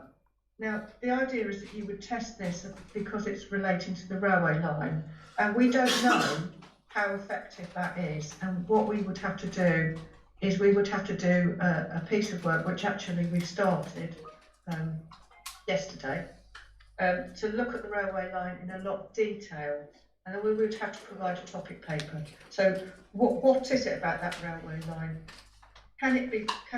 What sort of capacity has it got? Who's using it? How much is it going to cost to improve? There's a whole series of questions around this option that we would then have to work on in terms of that railway line. So that's why that's been given an amber. In terms of sustainable locations, once again, it's an amber because, at the end of the day, on paper, this option looks like a really good option because it's got the railway line, it can be linked into climate change, but we don't know the answers to the questions about its sustainability, and the same with the functioning of essential services. So that's how it would look if it came forward. So, what happens next? If you're minded to approve these options, we will be doing a lot of work on them. I mean, huge amounts of work. We need to carry out transport modelling on the options because we need to know what condition the highway is. We need a baseline for the highway. We need to look at the top line for growth, and we need to look at the bottom line for growth, which members raised in the briefings that we had on Tuesday, and that was a good idea to look at the bottom line as well. Because we need to know, in terms of transport, what do we need to do in order to mitigate any impact, and how much is it going to cost, and is it actually feasible or affordable? So if I just go back to this one, option 7, when we're looking at transport modelling, we're going to be going along the Lower Burnham Road. We need to know what the impact of that is. How much is that going to cost in order to mitigate? And it may be that, at the end of the day, the costs of mitigating harm from the options and from growth is so great that we can't overcome it. So, because if you think about the district, there's only so many ways we can get in and out of it, and there's issues everywhere we turn. So part of the transport modelling is to work that out. We'll be looking at flood risk as well in terms of our new strategic flood risk assessment. We'll be looking at ecology, biodiversity, green infrastructure, the water cycle. We'll be doing infrastructure appraisals with education, transport and health. We'll be going over the sites again, like crawling over the sites, literally, in detail. And we'll be compiling evidence in order to then come back to members to make an informed choice about what direction they want to go to. And we'll use that evidence to challenge and test those options. But what we can also do is use that evidence in terms of providing our own evidence when planning applications come in. Ms. Althoff, thank you very much. I think if you could just finish on a summary, because it's a very comprehensive short paper. Yeah, okay. Thank you. Last thing, I want to be really clear about what this is not. Okay, what we are not voting on today is we're not voting on the housing requirement. Okay, we're not setting the housing requirement for the district. This is just modelling. We're not choosing site allocations. That's not what we're voting on today. And these options do not carry any weight when we're determining planning applications. That's much further on down in the process. So what we're actually voting on today is Yeah, I think that the thing with Shortland, thank you very much. We've actually got the recommendations in the report, and for expedience of time, we've got the details. So I thank you greatly for the detail that you put in there. Members, there are 5 recommendations found on page 33, and just to be mindful that there's a note, should the report not be agreed, the following item of business, which is agenda item 15, the update on the local development scheme, will need to be deferred because the timetable of the local development plan will have to be reassessed. Now, I was minded, first of all, with the options, because we've got 5 recommendations, to go through each recommendation individually to vote upon, but I feel with the comprehensive presentation of the officer just now, I feel it will be advantageous to look, I need to read them out, obviously, as members understand what the recommendations are, and then to open the floor to debate and then take a vote on them in whole. So members, there are 5 recommendations. They are: 1, pursue further testing for option 3, growth generally focused on the towns of Maldon, Heybridge and Burnham-on-Crouch and all the large villages in the settlement pattern. Little 2, pursue further options testing for option 5, a large urban extension bolted onto the existing settlements in the district and adjacent to the district boundary, in combination with option 3, growth generally focused on the towns of Maldon and Heybridge and Burnham-on-Crouch and all large villages in the settlement pattern. Little 3, pursue further testing options for option 7, focus growth along the railway line, Hawthorne, Burnham-on-Crouch, North Fambridge and Southminster, in combination with option 1. Retain the option in the LDP approved in 2017, focus growth in Maldon, Heybridge and Burnham-on-Crouch is part of option 7. Recommendation 4 is not pursue option 4, pepper pot growth through the settlement pattern, spread growth across all the sustainable developments in the district. And option 5, not pursue option 6, focus growth in the north of the district to link into the services and facilities available in Tiptree, Witham and Maldon and Heybridge. Do I have a seconder, members? Second that, Councillor Pratt. Thank you very much indeed. Members, Councillor White, please. Thank you, Mr. Chairman. Yeah, thank you for indulging me because I have to leave shortly. I should have actually left by now, so I'm not sure I'm going to make where I'm meant to be going. I've got lots of problems with this, and I'm speaking as a ward member for Purley. And it seems to be everybody likes the railway line, but if you go onto the Natural England publications under the National Character Areas map, it falls under Area 81, which is the Greater Thames Estuary. And under the statements of environmental opportunities, it's maintain and enhance the expansive remote coastal landscape. SE03, ensure the tranquil and remote character of the estuary. And the key characteristics are predominantly flat, low-lying coastal landscapes where extensive open spaces are dominated by the sky, with open mosaic habitats. Now, we then move on to the regulating coastal flooding and erosion and the shoreline management plan. And the Crouch and Roach estuaries come under Ramsar, SSI, SAC and SPA.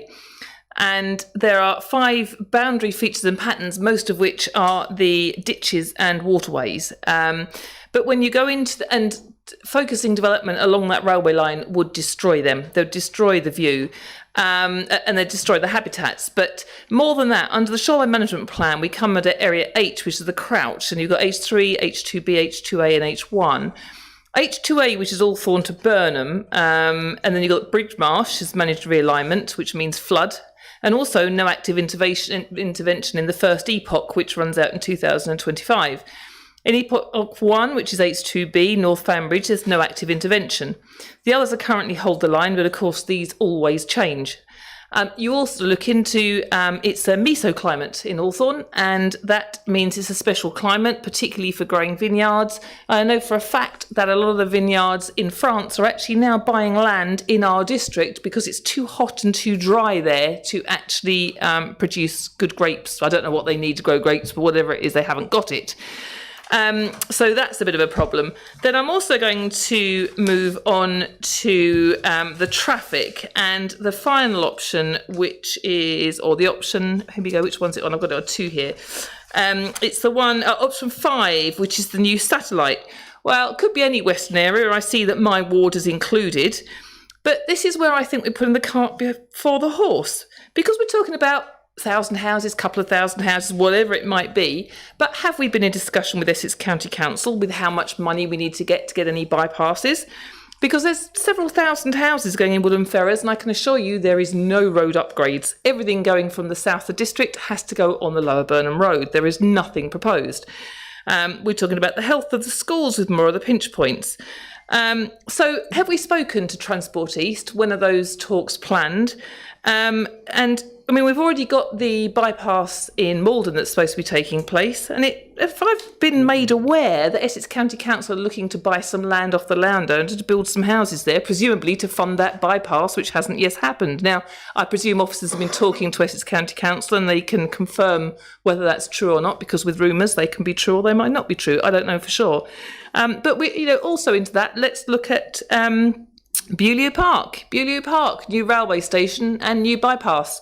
But Essex County Council Highways miscalculated the cost of the bypass. There's going to be no bypass, or there might be bits of it, but we're not doing the bypass. So for me, we're too far ahead looking at what we're going to do until we get firm answers on Essex County Council on what they are or are not doing. I don't see how we can even look into these options. It's a waste of money. So, I mean, I think we should go to the County Council, see what they're going to do.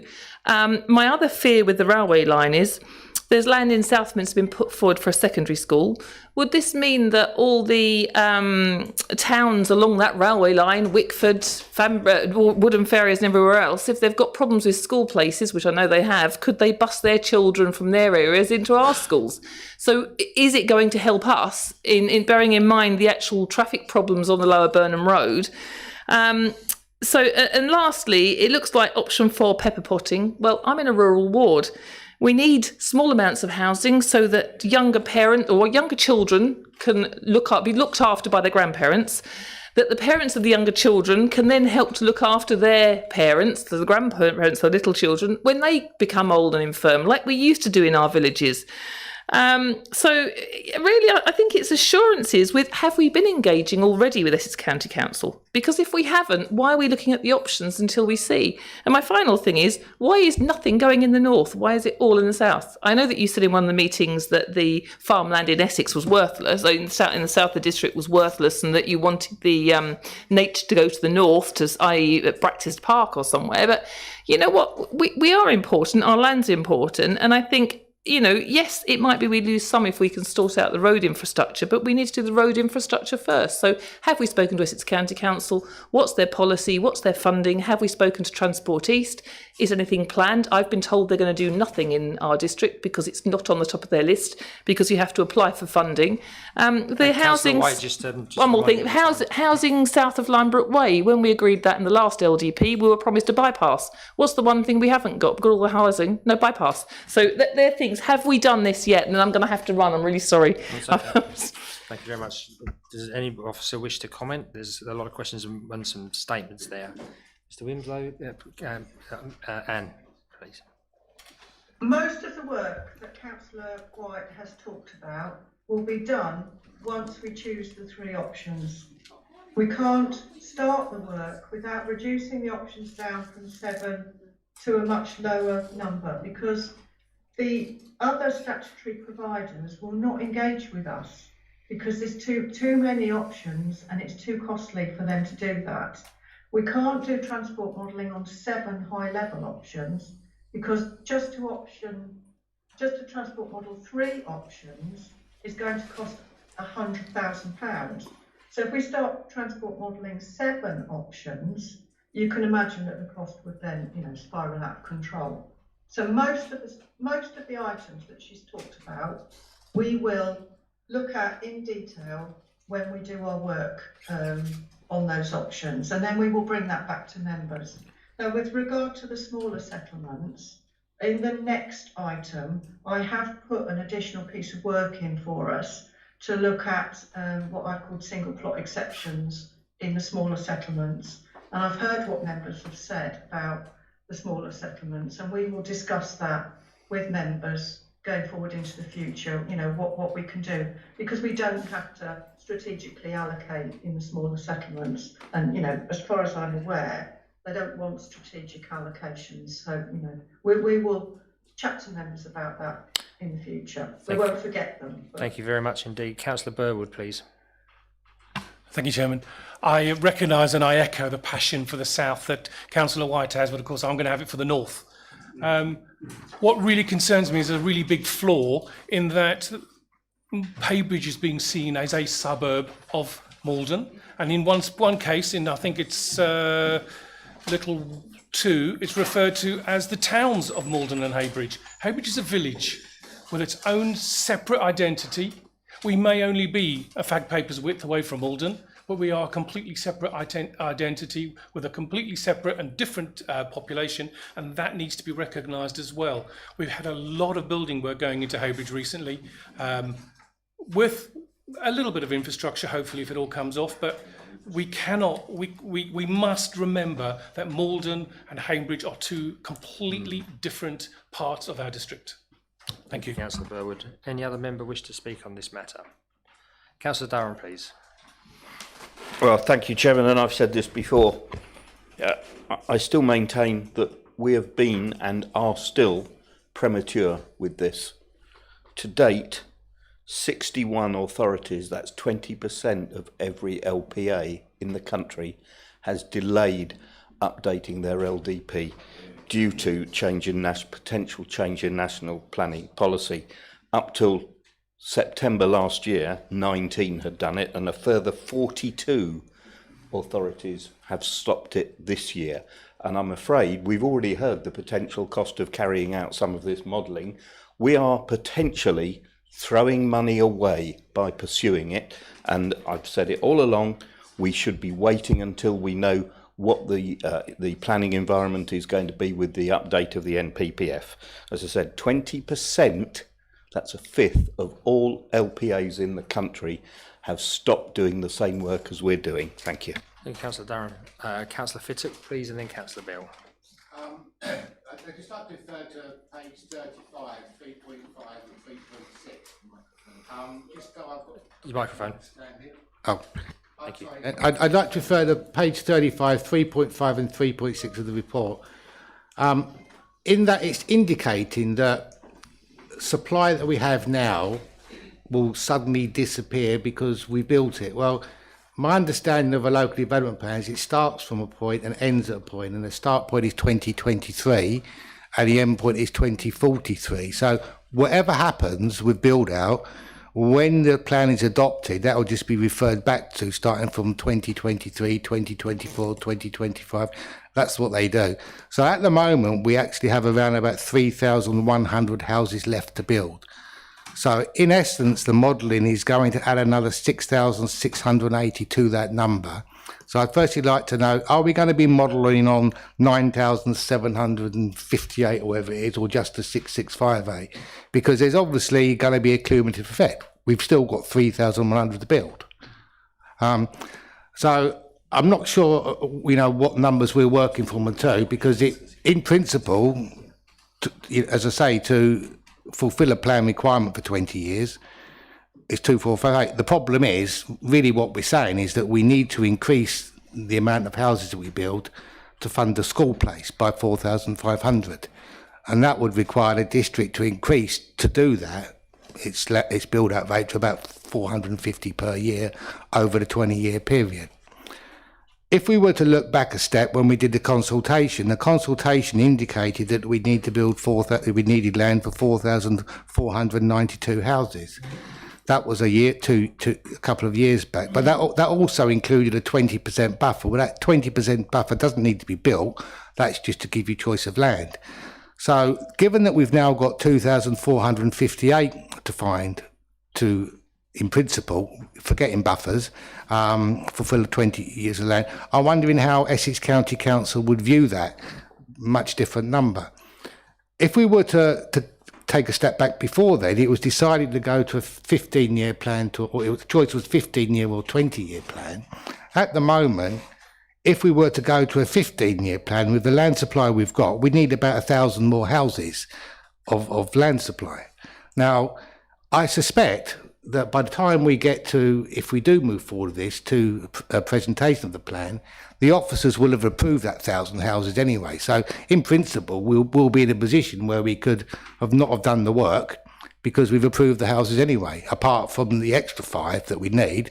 The extra 5 that we need have actually meant we've had to build another 4,500 houses that we might not have had to build in the first place. The problem we've got is Councillor Dunham's right to a degree. It's all being squashed into a very short space of time. And that's the problem. I don't really have a problem with the modelling because it will just tell us what we already know in principle, that we're not going to be able to achieve this objective. But I do think the other work, we need to probably go back and take a closer look at it, because the situation's considerably changed since the consultation. And I'm not entirely sure that, I know there'll be complications with affordable housing if we were just to use existing land, because it's not as compliant as it should be. But we're so far in front. I know people say we haven't got 5 years, so that's all about how you do it. We've actually approved as a council 1,200 houses more than we need to fulfil our local plan requirement. You know, we've approved 5,900. Our plan requirement was 4,650. And that's part of the problem, because we're just going to have growth upon growth upon growth. And we'll end up really with 2 plans running. We'll have the back end of this plan finishing as the start of the new plan starting, which is why we'll end up with about 450 houses per year as a housing target. So, but the main thing is just understanding how you're measuring this all out, because it's not what we need, it's what we need to build a school. Councillor Fittick. It was remiss of me before I come to Councillor Bell that I didn't go back to Miss Althoff-Shawland to answer Councillor Durham's question, and then there's obviously questions that has been raised by Councillor Fittick. So, Anne, if you could come in and comment, please. Right, I went to York today, actually, to a conference held by DLUC and the Planning Advisory Service, and they were talking about continuing plan making. And because the planning system is changing, so if you can't submit your plan by the 25th of June 2025, you will move into the new system. That's now a definite, that is going to come out.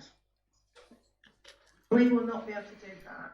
You know, that's I don't think we're going to be able to make that date. So we will be in the new system. So my question to DLUC was, we will be in amongst a group of councils that will not make the deadline date, but we will be near. We will be very near. We won't be far off at all, actually. With a fair wind, we will probably be out to preferred options, or maybe even have a draft plan, but we won't be able to submit. So I said, well, what are we going to do? What is going to happen to us? And their reply was, you must keep planning, because most of the work that you're doing is actually going to be needed in the new system anyway. And that for those group of councils like ourselves, we will get help from the Planning Advisory Service and DLUC to make sure that we can fit ourselves into the new system without any additional kind of cost or work. So they'll help us. If we stop planning, we won't have that help. And we will still have to do the work that we're talking about today, the transport modelling and all that. We will still have to do that, because that applies to the new system just as much as it applies to the system that we have now. And there's strong advice, and it's the advice that I would also give you, is we should continue plan making. Thank you very much indeed. I move to Councillor Bell, please. Thank you. And Councillor White touched on some of the environmental stuff, you know, the importance of the countryside, the importance of the salt marsh, which is, you know, and all the SSRIs and the Ramsar areas. But talking of climate, it's all going to be underwater by 2050, all this option, whatever it is, the Crouch Valley. If you look at the climate modelling, it's not looking too great for our area, and large swathes of it, mostly the options that we want to pursue, aren't going to be there anymore. But also we keep piling stuff on Burnham, don't we? Just piling development after development. And I'm interested what these facilities are. I mean, we've just spent a couple of weeks without any working cash points in the town. They've taken Barclays out, they took Tesco's out, they put it back in, and the little ones you get in the shops, they don't work. So, you know, can't get money out unless you queue up at the post office. We've got a school that's oversubscribed. We've got a doctors. We might not have a doctors pretty soon, the way things are going. Looks like we're actually having infrastructure taken out of Burnham. So it just seems like we are going for the easy options, which aren't the best options. And, you know, yeah, there's a train line. Let's stick stuff there because it's sustainable. No, it's not. Not if it's going to ravage the countryside and destroy areas that we need. And if we're going to miss out on money we could get for local wine, then I'm not happy about that. So I just think, yeah, I'd like us to stop and think, really. Thank you. Thank you very much indeed. Members, we've had quite a robust presentation. Okay, 2 hands are going up at once. So Councillor Fluker, please. Chairman, I spent part of this afternoon looking at the generic election addresses of the members here, so I'll be very interested to see how they're going to vote. But, Chairman, I'm really concerned. I mean, it's quite interesting. There's been some very interesting motions come forward to this council in the past 18 months concerning the local development plan. And I tried to put them in a summary today, and it's quite interesting. But I do feel that if some of the members had been brave and supported those, then we probably would have been in a much better place today. But when I put them together, I'll certainly circulate those. When Ms Shortland responds to my questions, perhaps the first one she could respond to is a point of clarity in relation to Southminster. She says that there is a site for 1,000 houses in Southminster. I think I'd like to know where that is, because I looked at the Healer and the Colfer sites and I can't see that. But one thing I would say is one development in Southminster has already been refused. Another one, they don't think they can mitigate highways issues, and the third one, which is the most concerning one, Chairman, is being brought forward by a major national house builder who is basically saying that their site was identified in the Healer, and because of that, it's been endorsed by the policy team. I don't know how much weight to give to that comment, but what I would say is this, and this is an extract, Chairman, it's very important, from an appeal decision. And it says, an additional factor is the assessment made under the council's call for site process. The assessment seems to have clearly concluded that in principle it would be acceptable for development. So we have a bit of a problem there, and unfortunately those same comments are echoed in the cost decision, and I'll be looking forward to engaging with the 151 officer to find out how much those costs were, because full costs were awarded in that. So that's one thing that concerned me. And also, Chairman, this business about villages and sustainability, I mean, members would have all seen today the appeal decision. There were several today. So who saw the one at Maldon, Chairman, I wonder? But a planning inspector ruled today that Maldon, which if you blink you miss it, is a sustainable location. I came through there tonight, Chairman, 4 street lamps and 100 metres of footpath, no shops, no schools, no doctors. They've got a boozer, I suppose. But that is a sustainable location. So I really don't know why we're discounting all of these, Chairman. And as far as this secondary school is concerned, I think Ms Shortland said that one of the sites in one of the options could bring forward the land to build the secondary school. My feeling is, Chairman, well, my understanding is, Chairman, that a developer has contacted the council and has said that they do have the land to do that, which would be interesting.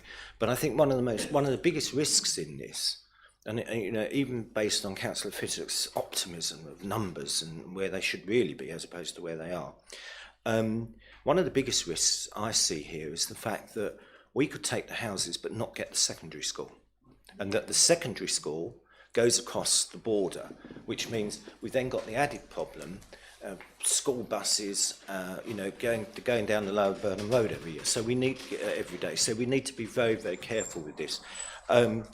Chairman, my election address, Chairman, is imprinted on my mind and in the memory of the residents of Southminster, and I'll be voting accordingly on what's in my election address. Thank you, Chairman. Thank you very much, Ms. Shortland, Althoff Shortland. Any comments on Councillor Fluker's points, please? Well, I'll comment first on Councillor Fitton's comments. We have to model on the top line, whether we model for 2,000 houses. Can you speak a bit louder, please? Yeah, we have Thank to you. model on the top line. We have to.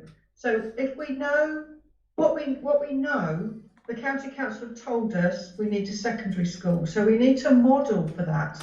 Now, it doesn't mean that the modelling is going to be successful, or that we're going to end up with that many houses, because there could be so many constraints and so many costs that in the end we can't accommodate that level of growth. And it may be that we'll have to go to our neighbours and ask them to accommodate our growth for us. But until we leave no stone unturned, and we've signed up to a Pan-Essex agreement on this, we have to leave no stone unturned, and that means we have to model to the top line. We have to try and accommodate our growth, try and accommodate our infrastructure. So at the moment, we don't have any evidence to suggest. We have no transport modelling, because the last transport model was done, 2008, 2010 and 2013, so it's well out of date.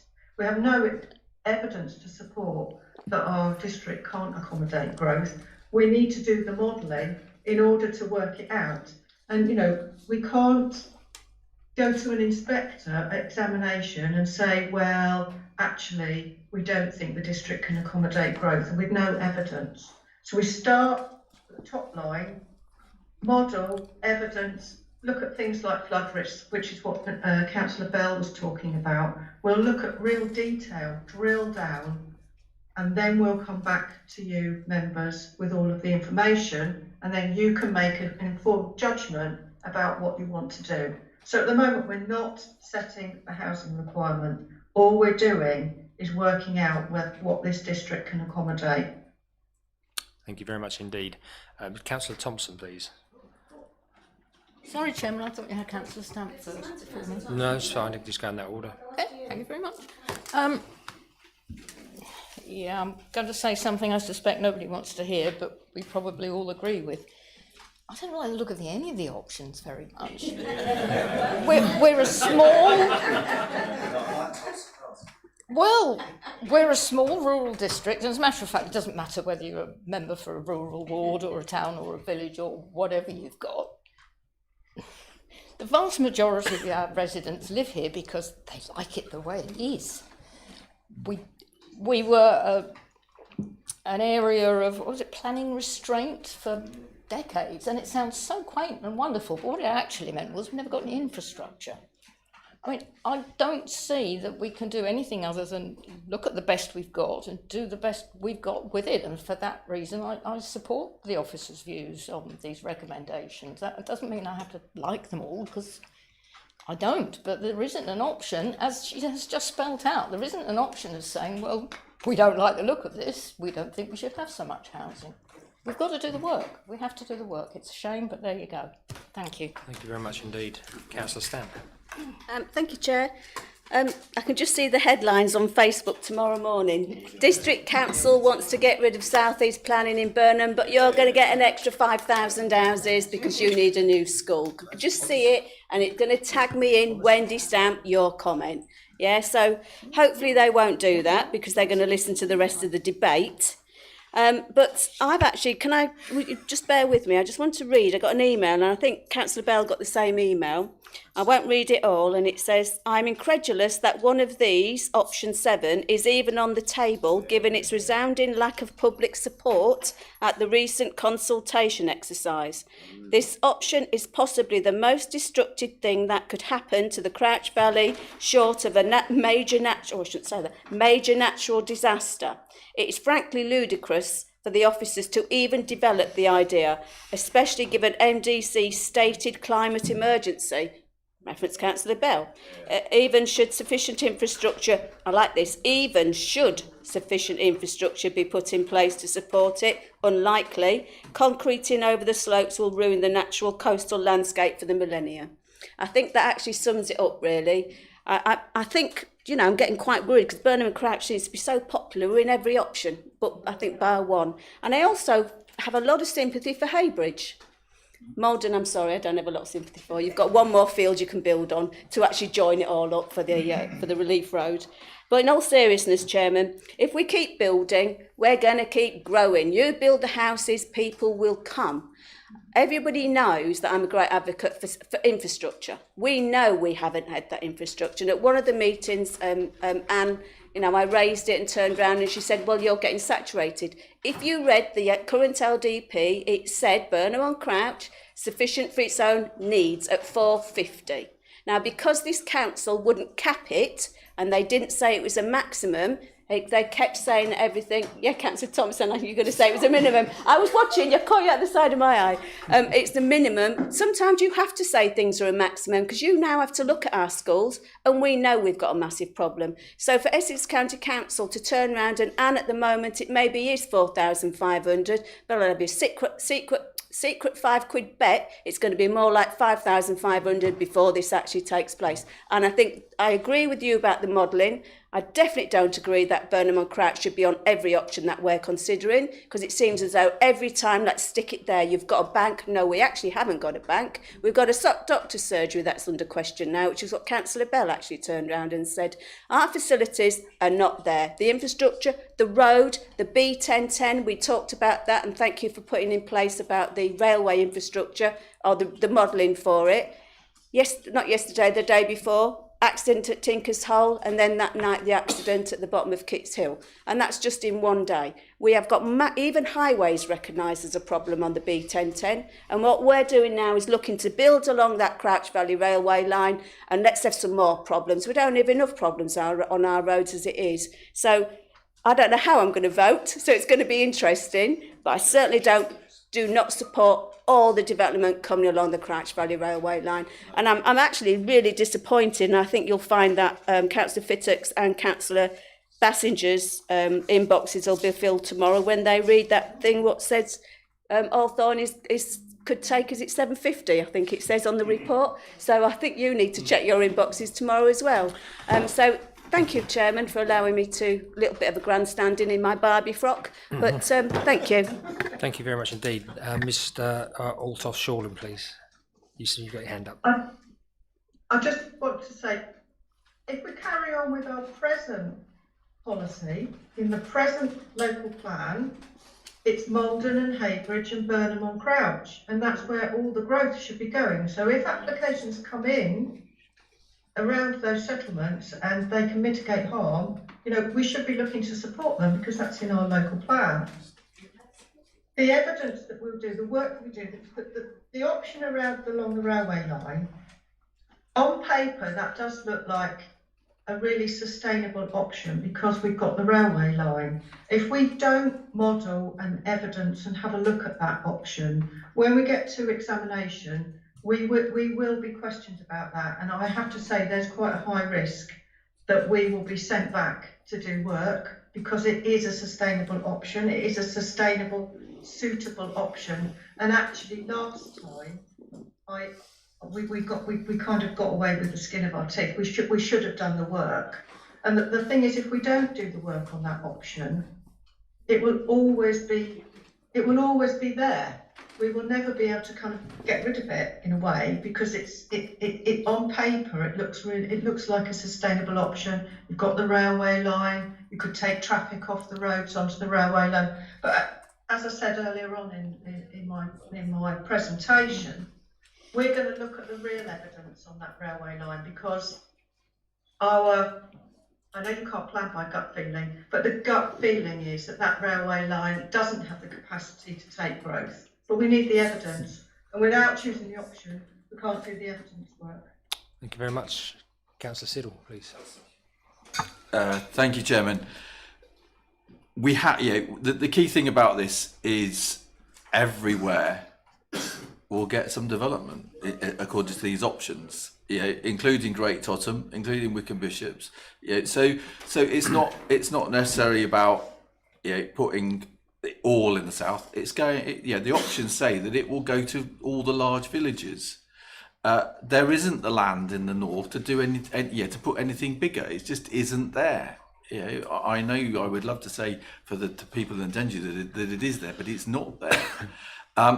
The interesting thing about, from what I understand, the interesting thing about the local plans that have been put on hold or paused, and hopefully officers can back me up on this, is it's local plans that are very close to finishing that have been put on hold and not at the halfway point that we are at. And until we move these options forward, we can't make these decisions. We can't make these decisions about flooding. We can't make these decisions about the railway line. We can't actually say, in terms of, we looked at these options, and we can't go to our neighbours and go, right, we can't take it, you need to. And that's the thing about moving these options forward. It will give us the evidence to say, we do not have enough land. We do not have the sustainability to take this in the Maldon district. And Chelmsford, Braintree, whatever, you've got to support us and help us on this. Unless we move this forward, we cannot actually do those things. And that's the key thing. And it's not finished. It's the start. And that to me is this particular stage. It's the start of the real work. And that's why we have to move it forward. Thank you, Councillor Siddle. For the last time, Councillor Fluker, please, if you could be succinct. It's good to hear the leaders say that we're at the start of the process, but previously said we were about halfway through. Chairman, first of all, I didn't get an answer about the healer and the weight planning inspectors are giving to it in their decisions. Chairman, with regards to the Crouch Vale railway line, I spoke to Greater Anglia Railway today. Someone was there, they weren't all on strike. And it's first thing they said, we've invested millions of pounds in new running stock on the railway line, and it's nowhere near capacity since the COVID, Chairman. And then they threw a grenade and said, oh, they're in talks with a developer about extending a car park and the platform at one of the stations on it. So, Chairman, there seems to be a lot of things going on out there. And the other thing, which Councillor Stamp will remember, was the two examinations in public. We did the work on the railway line. We proved that the railway line had capacity. Mr. Coleman, I remember, went all the way through that. And both inspectors, both Mr. Barclay and Mr. Vickery, in their examinations in public, both questioned why we weren't developing along the Crouch Valley railway line. And we were very, very lucky on the second attempt that our plan actually went through, Chairman. So I'd like the answer, particularly about the healer, because that really is affecting things now. Thank you.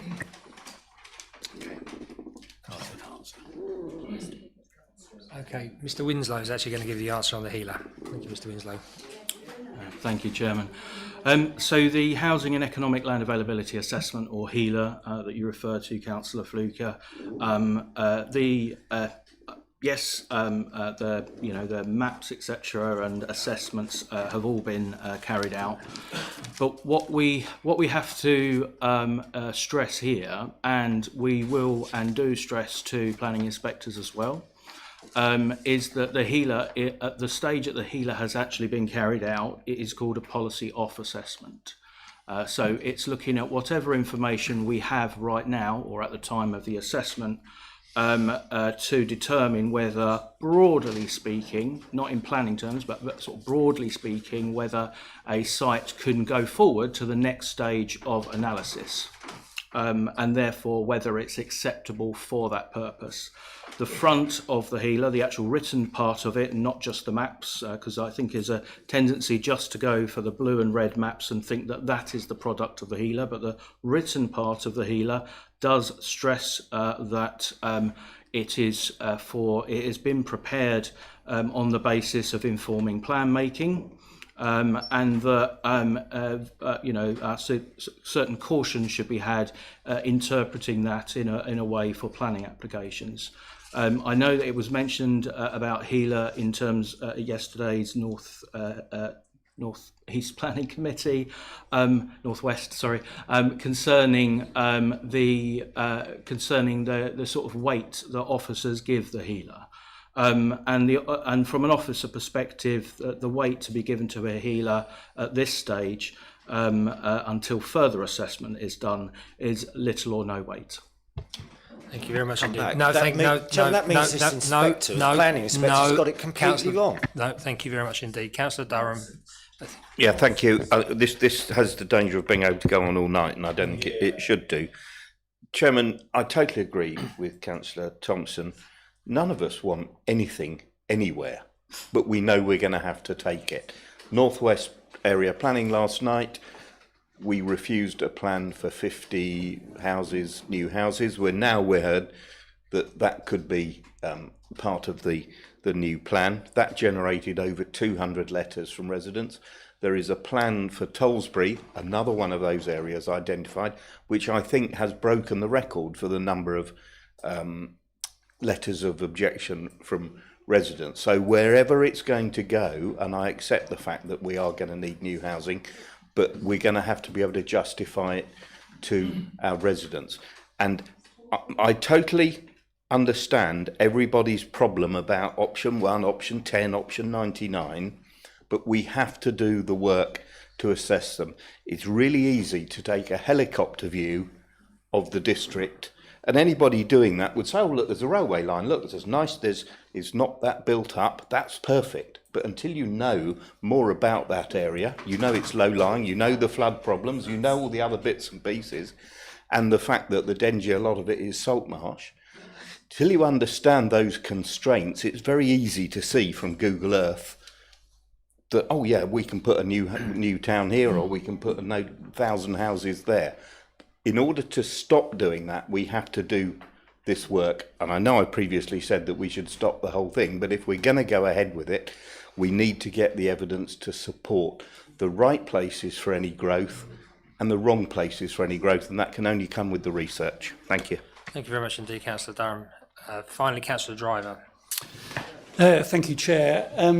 I suspect a lot of us here are struggling with this debate. And we're struggling because we recognise, and we're all hearing time and time again from residents, that actually we've got houses without the infrastructure. Promises were made and they haven't been frankly delivered. And so we're being put in a position now where we are being asked to consider future development, future housing, with the possibility of infrastructure or not. And that is a real concern. Now, we are being presented with some options here against which evidence has to be drawn to decide whether they're workable or not. Now, I think some of these are just frankly unworkable. I question whether actually we're going to get the infrastructure needed to support some of these developments. But actually, it's too easy, sadly, to stand here and say our gut reaction is this won't work. You know, it just won't work. We hear it time and time again from residents. We know it, we live it, we see it. Day in, day out, we know it's not working. And we see the traffic jams, we see the fact we can't access doctors' surgeries. You know, we see the fact that kids are being sent out of district to access school provision, both primary and secondary. We see all of that, and actually, we stood, and others will have stood, on a ticket saying, actually, something has got to change. We can't carry on building without the infrastructure. So, at one sense, that is where my gut reaction sits. So that's where I sit, and yet, if we're going to challenge what's going on, we have to have evidence. We can't challenge on a gut. We've got to challenge with hard evidence. And hopefully, and I'm hoping, that that hard evidence will show that a lot of this is just not achievable without millions and millions of pounds going in terms of infrastructure development. You know, if devolution gives us a couple of billion in a year, well, maybe there'll be enough for the sort of provision that's needed. I doubt it. So I think we've got some recommendations here to go away and for officers to do some detailed work on. I can't see any other way forward personally. And so, although, you know, I reluctantly will probably go along with this because I can't see any other option, I think I am hoping that actually we build up the evidence for us to be able to resist some of this development if we can't actually deliver the infrastructure that goes along with this, let alone the infrastructure we need now to actually support the houses that have already been developed. Thank you. Thank you. Members, we've had a very robust debate. I make no apology for having such a robust debate because on such important issues it would be disingenuous to the residents that we all represent. So we need to move now to the vote. We have the recommendations on the table. Chairman, I won't suffer your recorded vote unless someone's going to propose it themselves, but I would like my own personal vote recorded, which I'm entitled to do. Thank you. Well, does anybody want a recorded vote first and foremost? It doesn't matter if it's 9:45 or not. It serves no, you know, it's a question. So are we going to do this, members, by assent to agree the options that are placed upon us on the order paper? Agreed. Okay. Chairman, I would like to record, if you're going to do all 5 in one hit, which I think at the beginning you may have said you were going to deal with them individually, and I think perhaps, Chairman, you should consider that again and do that, because there seems to be some kind of dissent, certainly to my right, but I don't speak to the left or the Liberals. Councillor Brown. I can't possibly go with the third recommendation, Mr. Chairman.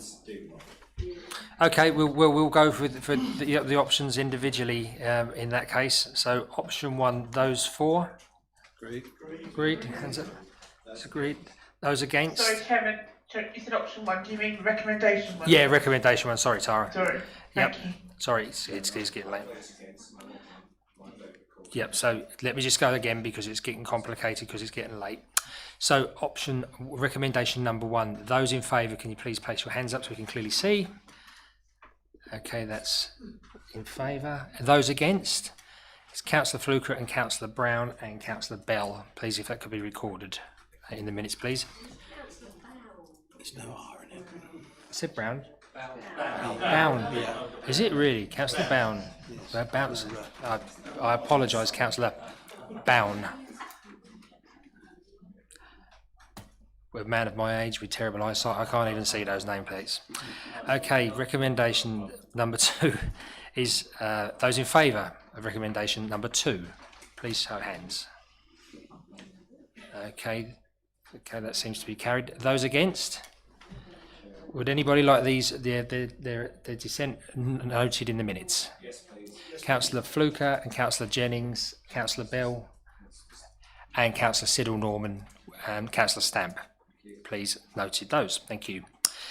Recommendation 3. Those in favour, please. Okay, I need to count this, I think, because it's really close. It's 1, 2, 3, 4, 5, 6, 7, 8, 9, 10, 11, 12. There's 12 in favour. 14? Yeah, I thought I did. Sorry, members, could place your hands up again. You know it's coming. So, Miss Holmes will count. No pressure. 'I've got 14, Chairman. 14, so that's 14 for. Those against, please? No, we're on number 3. Yeah, hang on, number 3.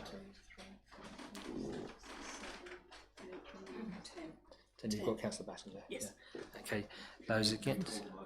And Councillor Fluker wishes his vote against, and Councillor Stamp, and Siddle Norman, and Councillor Bell, and Councillor Bassinger, and Councillor Fittock, please. All against on that one. So that passes. We go to recommendation number 4. Those in favour, please raise your hand nice and high. Okay, that seems to be it. 18.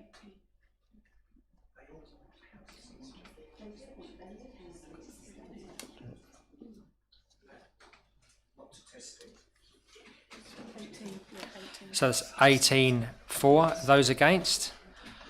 Councillor Bown, Councillor Stamp, Councillor Fluker, Councillor Windy, Labourne, sorry, And Councillor Bell?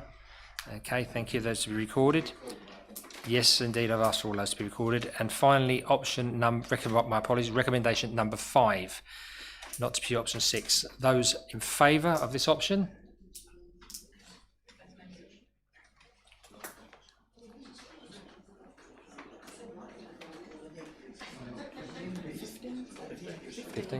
That's 15 for that option. Those against, please, members. Councillor Bown, Councillor Laban, Councillor Hayward. Sorry, yeah. Councillor Hayward, Councillor Neal, Councillor Stamp, Councillor Fluker, Councillor Siddle Norman, Councillor Bell, please. 7? 7, Tara, please. And I'll abstain for each of those, obviously. Okay, members, thank you very much indeed for that very long and informed debate. We move on to agenda item 15, which is the update on the local development scheme, which is found on pages 83 to 102. The officer present is again Miss Anne Althoff-Shortland, please. I'll try and be quick. Thank you. The local development scheme basically is a high-level project plan for the local development plan review. We have to have one, it's a legal requirement. We have to maintain it and we have to publish it under the Planning Act. Ours has been out of date for some time. So having voted on the options now and agreed them, the new LDS set in front of you now sets out the timetable for the work that we'll do in order to have an adopted plan. I'm not going to go into any more detail than that really, but also in there is the timetable for an infrastructure levy, if that comes in, or SIL or whichever is in the regulations. So we're hoping to adopt the plan with a fair wind in terms of how the inspectorate are, because once we submit to the inspectorate, we are in their hands in terms of timetable. So we're hoping to adopt by summer 2026, with the infrastructure levy adopted the year after. Thank you very much. Any questions? Thank you very much indeed. There's 2 recommendations from this report. The little one that the revised local development scheme 2023 to 2027 be approved for publication on the council's website. And little 2 that the Assistant Director for Planning and Implementation be granted delegated authority in consultation with the Chairperson of Strategy and Resources Committee to amend the local development scheme timetable should the timetable slip, to ensure the council complies with legal requirements on maintaining the local development scheme. I propose to have a seconder. Councillor Fluker. Councillor Fluker seconded. Members. Didn't you not? Oh, okay, your hand went up. So Councillor Pratt would second that. Okay, Councillor Fluker. Chairman, We've got a seconder, Chair. I second. Councillor Pratt. So, Chairman, overall, I don't really have any problems with this report, and I don't really have any problems with the recommendations. But you know, Chairman, bear in mind we have a shiny new Assistant Director of Planning, and I personally look forward to welcoming him in this chamber. But Chairman, I think it's just not a case, if there's slippage in this, I don't think it's just a case to say, oh, let's tell the Chairman of Strategy and Resources that there's a bit of slippage. I mean, where's that going to end up? You know, what is slippage? How long is it going to be? But Chairman, what I would say is, Chairman, that I'd propose that the Assistant Director of Planning accounts for and reports any slippage to Strategy and Resources, because we need to understand why there is slippage, Chairman, and I think this is such an important project, Chairman, and when you look at the costs involved in delivering what you've all agreed, they're absolutely eye-watering, and I'm sure that any figures that you see mentioned in these reports you can multiply by a factor of at least 20%. Chairman, and I really do think that in the same way as the Director of Strategy and Resources reports to this committee on the progression of transformation, the Director of Planning or an officer should actually report to this committee regularly, perhaps at each meeting of the council, so that we can keep track of this. And also that really should include an update from the statutory 151 officer accounting for the costs, because we hear an awful lot about costs, and I don't see any specific costs going through committees other than in this report at the end, a lump sum of 100k to do a highways piece of work. So, Chairman, that's what I would add as I'd like to amend the second recommendation and ask that a report comes to the council. I mean, I'll give way and say every other meeting, but I really do think this is so important that it should come. I can't read the Director of Service Delivery's face when I haven't got my glasses on. He's nodding, but I think that's only because I can't read his face. Yeah, thank you, Chair. Thank you very much. So that's a proposal for an amendment. So is that back second by Councillor Stamp? Yeah. Thank you. Okay. Any other members wish to speak on this? Councillor Siddle. Thank you. Obviously, officers will report things when they need to, and if we start doing additional reporting, then there is extra cost to the project. So I have a concern about agreeing that recommendation or that amendment to that recommendation because of the extra cost that's involved. So I would have thought that we would have had reporting to S&R and full council as a matter of course.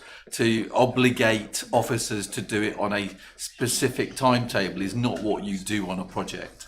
It's reported when it needs to be. Thank you. Thank you. Mr. Winslow, please. Thank you, Chair. It's just to emphasise what the purpose of this recommendation was for. Notwithstanding, I hear what Councillor Fluker's intent is. So the legislation requires the local planning authority to maintain the local development scheme, and by that, it translates into a live update practically. So we have to have the ability to account for that on our website and ensure that as true as possible from a project perspective, we are reporting what the live position is. In terms of reporting on this, we're already responsible for reporting to Strategy and Resources Committee because Strategy and Resources Committee is the committee tasked with preparing the local development plan. And we also have to report on a statutory basis in the authority monitoring reports on an annual basis. The local development scheme can also be reported, as it is now, to Performance Governance and Audit Committee as part of normal monitoring. Thank you, Mr. Winslow. Can I start by thanking Mr. Winslow for being very kind to me when he just spoke, and I'd like to welcome you to the Chamber as the Assistant Director of Planning, and I'm sorry I got my names muddled up. Thank you, Chair. Thank you very much. Councillor Spenceley, please.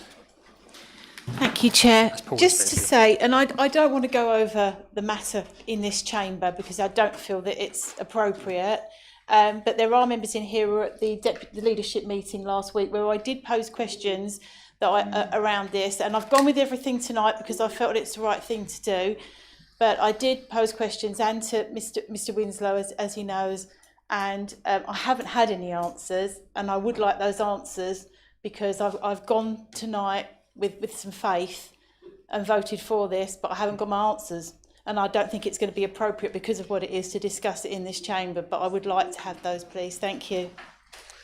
Thank you. Councillor Stamp.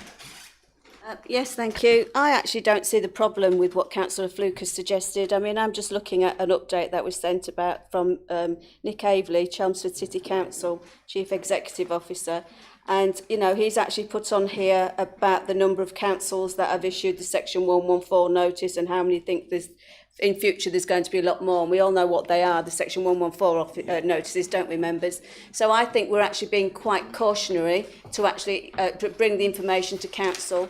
I'm quite happy to maybe give way as and when, but as long as it's in people's forefront that we don't want to be in a position, because full council hasn't had it reported to, but a decision's been made of slippage, which can be very important for the delivery of the LDP, which is what Anne's been saying all along about our timescale and what we've got to do properly. All we're actually asking, or Councillor Fluke was asking, and I've seconded this, is that we get that information. And I don't actually really think it's not appropriate because it's the leader's, he says as in does what he likes. But when we're actually asking for checks and balances as members, the leader can have his viewpoint on that, but this is what this council is here to do, and to challenge and to make sure these reports are coming to council that we see fit. And at the moment, we do see fit because we're all in the financial challenge and the difficulties we're in, and I don't have a problem with it. And I hope Councillor Spenceley has been very good tonight. I'm surprised to be very quiet. I can't, I was actually to you. So, she needs the answers, and I think we need these financial information coming forward. Thank you. Thank you very much indeed, Councillor Stamp. Members, first and foremost, we're about 5 to 10, and because we're so close to the end of the agenda, with respect, I would like to keep the meeting going, just to keep the agenda if the Chamber is in favour of that. Thank you very much indeed. Thank you. Councillor Fittock. Thank you, Chairman. I mean, it's fine to report back to Council on matters, but if it ends up becoming a race to meet targets, that's not going to be in any of our best interest, because there are some very complex matters to resolve, notwithstanding whether we need to go to the massive target we've got on school to build a school being one of them. So I think that the danger is that there seems to be quite a lot of information ending up in the hands of developers on things that are going on from reports that they're reading and other stuff. So they will tend to use this information to their advantage if we're too open with it on the position at any one given time. So I think the financial side is a different matter altogether. I mean, it really doesn't matter to me how quickly the actual LDP develops. I'd probably prefer it later rather than sooner. At the end of the day, we have a local development plan that takes us up to 2029. As long as a plan is deemed up to date, all the policies within it should protect us from adverse development, unless in planning way an officer will decide that it's beneficial rather than harmful. So I don't think there's really a race on this. It's cost is another matter, but reporting I'm not entirely sure on. Okay, thank you very much indeed. Any comment, Mr. Winslow, on that? Just more of a statement. Okay, members, we've moved. We have the two recommendations. I propose to take these separately because we have to take the first of the recommendations because they've been seconded. So little one. So it's the revise the local development scheme 2023-2027 to be. That's not with the amendment. To be approved for publication on the council's website.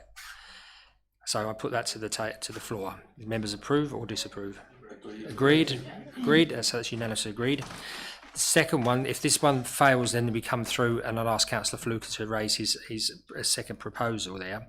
That the Assistant Director for Planning and Implications be granted delegated authority in conjunction with the Chairperson Strategy and Resources Committee to amend the local development scheme timetable, should the timetable slip, to ensure the Council complies with legal requirements on maintaining the local development scheme. Is that agreed? Agreed.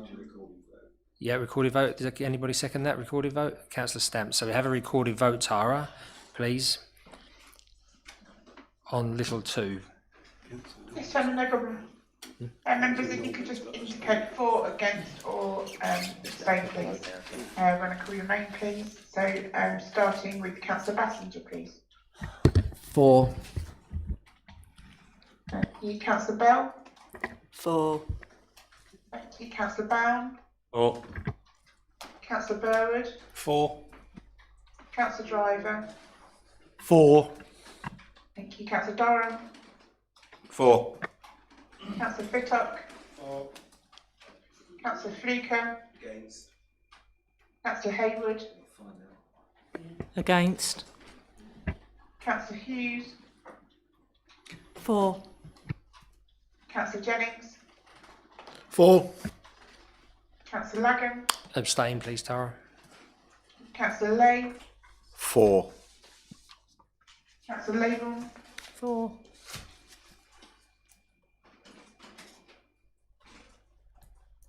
Councillor Labour. Is it 4? Sorry, I didn't hear that. Sorry, thank you, Chairman. Councillor Morgan. For. Thank you, Councillor Morley. I don't think it's present. Councillor Neal. Against. Councillor Pratt. For. Councillor Shaughnessy. For. Councillor Siddle. For. Councillor Siddle Norman. Councillor Nick Spenceley. 4. Councillor Paula Spenceley. 4. Councillor Stump. Against. Councillor Stevens. 4. Councillor Stilts is not here, sorry. Councillor Swindle. 4. Councillor Thompson. 4. Councillor Whiffin. She's not here, Tara. Oh, she's not here. Chairman, the results of that are 24, 5 against and 1 abstain. Okay, that's carried then, members. Thank you very much indeed. Thank you very much. We move on to agenda item 16, which is the Essex-wide devolution update, which is a verbal report from Mr Holmes. Thank you, Chairman. Following the update provided to the last council and the slides circulated to all members, work has been ongoing through the summer, but there is little to update members at this time. However, discussions between Essex, Thurrock and Southend and central government will be happening soon, and the aim is to identify potential options to explore and agree upon. The first devolution member working group was held in July, and members agreed to invite Councillor Graham Butland, Essex County Council Portfolio Holder, for devolution to the next meeting of the group, and this will be held in late September. Subsequently, the County Council has also announced the next round of briefings to all councils across the county. The dates of those briefings, the first of which was held earlier this evening, were circulated to all members that had to sign up to attend. The second briefing will be held on Friday the 22nd of September at 10 to 11 in the morning. Given the briefings are taking place, it's not intended to duplicate those briefings now. However, a high-level summary from the presentation is we are closer to the start than the end of the journey. A number of key stages will need to be worked through, including political agreement, consultation and legal due process. But the desire of Greater Essex is to complete the process by autumn 2025. I will ensure the Essex County Council's comprehensive presentation will be shared with members following this meeting, and I expect greater progress will occur before the next meeting of Council, and a fuller update will be given at that time. Thank you, Chairman. Thank you very much indeed, Mr Holmes. Members, agenda item 17, which is... Oh, my apologies. Councillor Fluke Stamp, whose hand went up first? Thank you, Chairman. I'm grateful for the update. I mean, in the future, I'm sure you wrote that some time ago, but circulate it as a members' update, and I'm sure that will save us all a lot of time, especially as it's 10 o'clock, and I know we all want to go. I just wondered, Mr Holmes, I know it's only just been announced, but the Conservative leader of Southend has actually said that if he doesn't get any more central government funding, he's going to have to enter into a Section 114 agreement, which basically means they're unable to pay for their bills and they're going to have to cut their services. Is that going to affect the devolution process? Because it's a bit like bringing a group of companies together, and the way things are in Essex at the moment, there's at least 2 of them are skint, and it seems to me that we could all pick up the bill. And bearing in mind we've got substantial assets compared to a lot of our neighbours, where does that actually leave us? This devolution is for Greater Essex, and obviously the 2 new unitaries are part of Essex, but Essex is a very large county with a number of authorities like our own in. So obviously that will have a potential impact, but I would say that is part of all the discussion that's going to be happening. It's for Greater Essex, not just one part of. Thank you. Councillor Stamp. Mine's really a quick one. I was surprised to hear today at that presentation that we're going for level 2 and 3. I thought we was going for level 3, not we as in Councillor Bentley, or the bid was going to go for level 3, which was the mayoral, because I think members know, Councillor Durham might be able to help me out if I get a bit mixed up here, is that's where the money is. If you're going for level 2, don't bother. That's my understanding. Is that not right, Councillor Durham, or am I going to put you in a position by don't worry, don't mention it, don't say anything. But level 3 is where you get the money, and you need to, hopefully you can attend these briefings is in September the 20, whatever it is, because, or you need to look at this thing, because it is getting serious now, because I was shocked when they said that Southend and Thurrock were the ones who wanted to go for level 2. Thank you very much indeed. Councillor Siddle. It is level 3 where you get the extra £2 billion pounds. So one of the things I would, and I will circulate it to members, one of the things I would suggest, which is the District Council network is pushing for this, is at the moment the bill is going through Parliament and it's gone back to the House of Lords, and the House of Lords put an amendment that every district council, if there is devolution, will get a place at the table. No, that's what the amendment is. So the amendment is that every district council would get a place at the table. Because what's on the table is that across the 8 districts, there will be 3 representatives. So it would be up to leaders voting for that. So if it's lobbying our MPs, and I have lobbied our MPs already about this, to vote that district councils get a representation when the amendment comes back to the House of Commons. So I will circulate that email to members. Thank you very much indeed. Chairman, just a point of clarity: is it level 3 or is it 2? And I've mentioned. Sorry, I'll give way to Councillor Darwin in a moment. But I've noticed. I've mentioned before that Bristol actually voted to get rid of their mayor, but they're still getting shed loads of funding. Mr. Holmes. Chairman, level 2, there is a difference between level 2 and 3. Level 3 has the mayor, and Councillor Stamp's quite correct. There are more powers and more funding assigned to level 3 with a mayor than level 2. But Essex are running 2 scenarios at the moment, a 2 and a 3. That's lovely. Thank you, Mr. Holmes.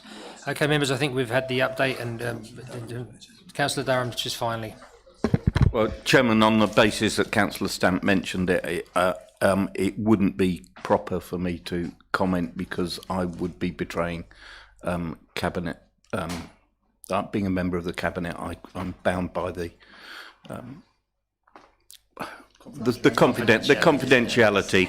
That's the word I was desperately looking for. It is after 10 o'clock. Yes, I'm obviously bound by the confidentiality that brings. So. Thank you. That's the problem with the cabinet system. So, members, let's move to 17. Questions to the Leader of the Council in accordance with Procedure Rule 13M. There are none. Members, you'll be very pleased to know that we move to number 18, which is any other items of business that the Chairperson decides are urgent. I don't have any. Thank you, Councillor. And not railroading over anything. We have a debate.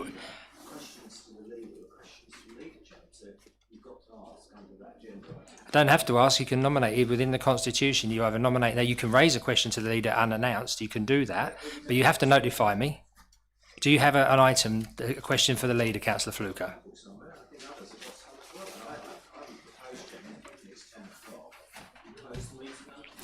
You've made your point, Councillor Fluker. Thank you very much. Any other business? I think it's something that we need to debate at another time. I don't have any. Therefore, members, at your will, we close the meeting at 10:10 p.m. Thank you. And that is anti.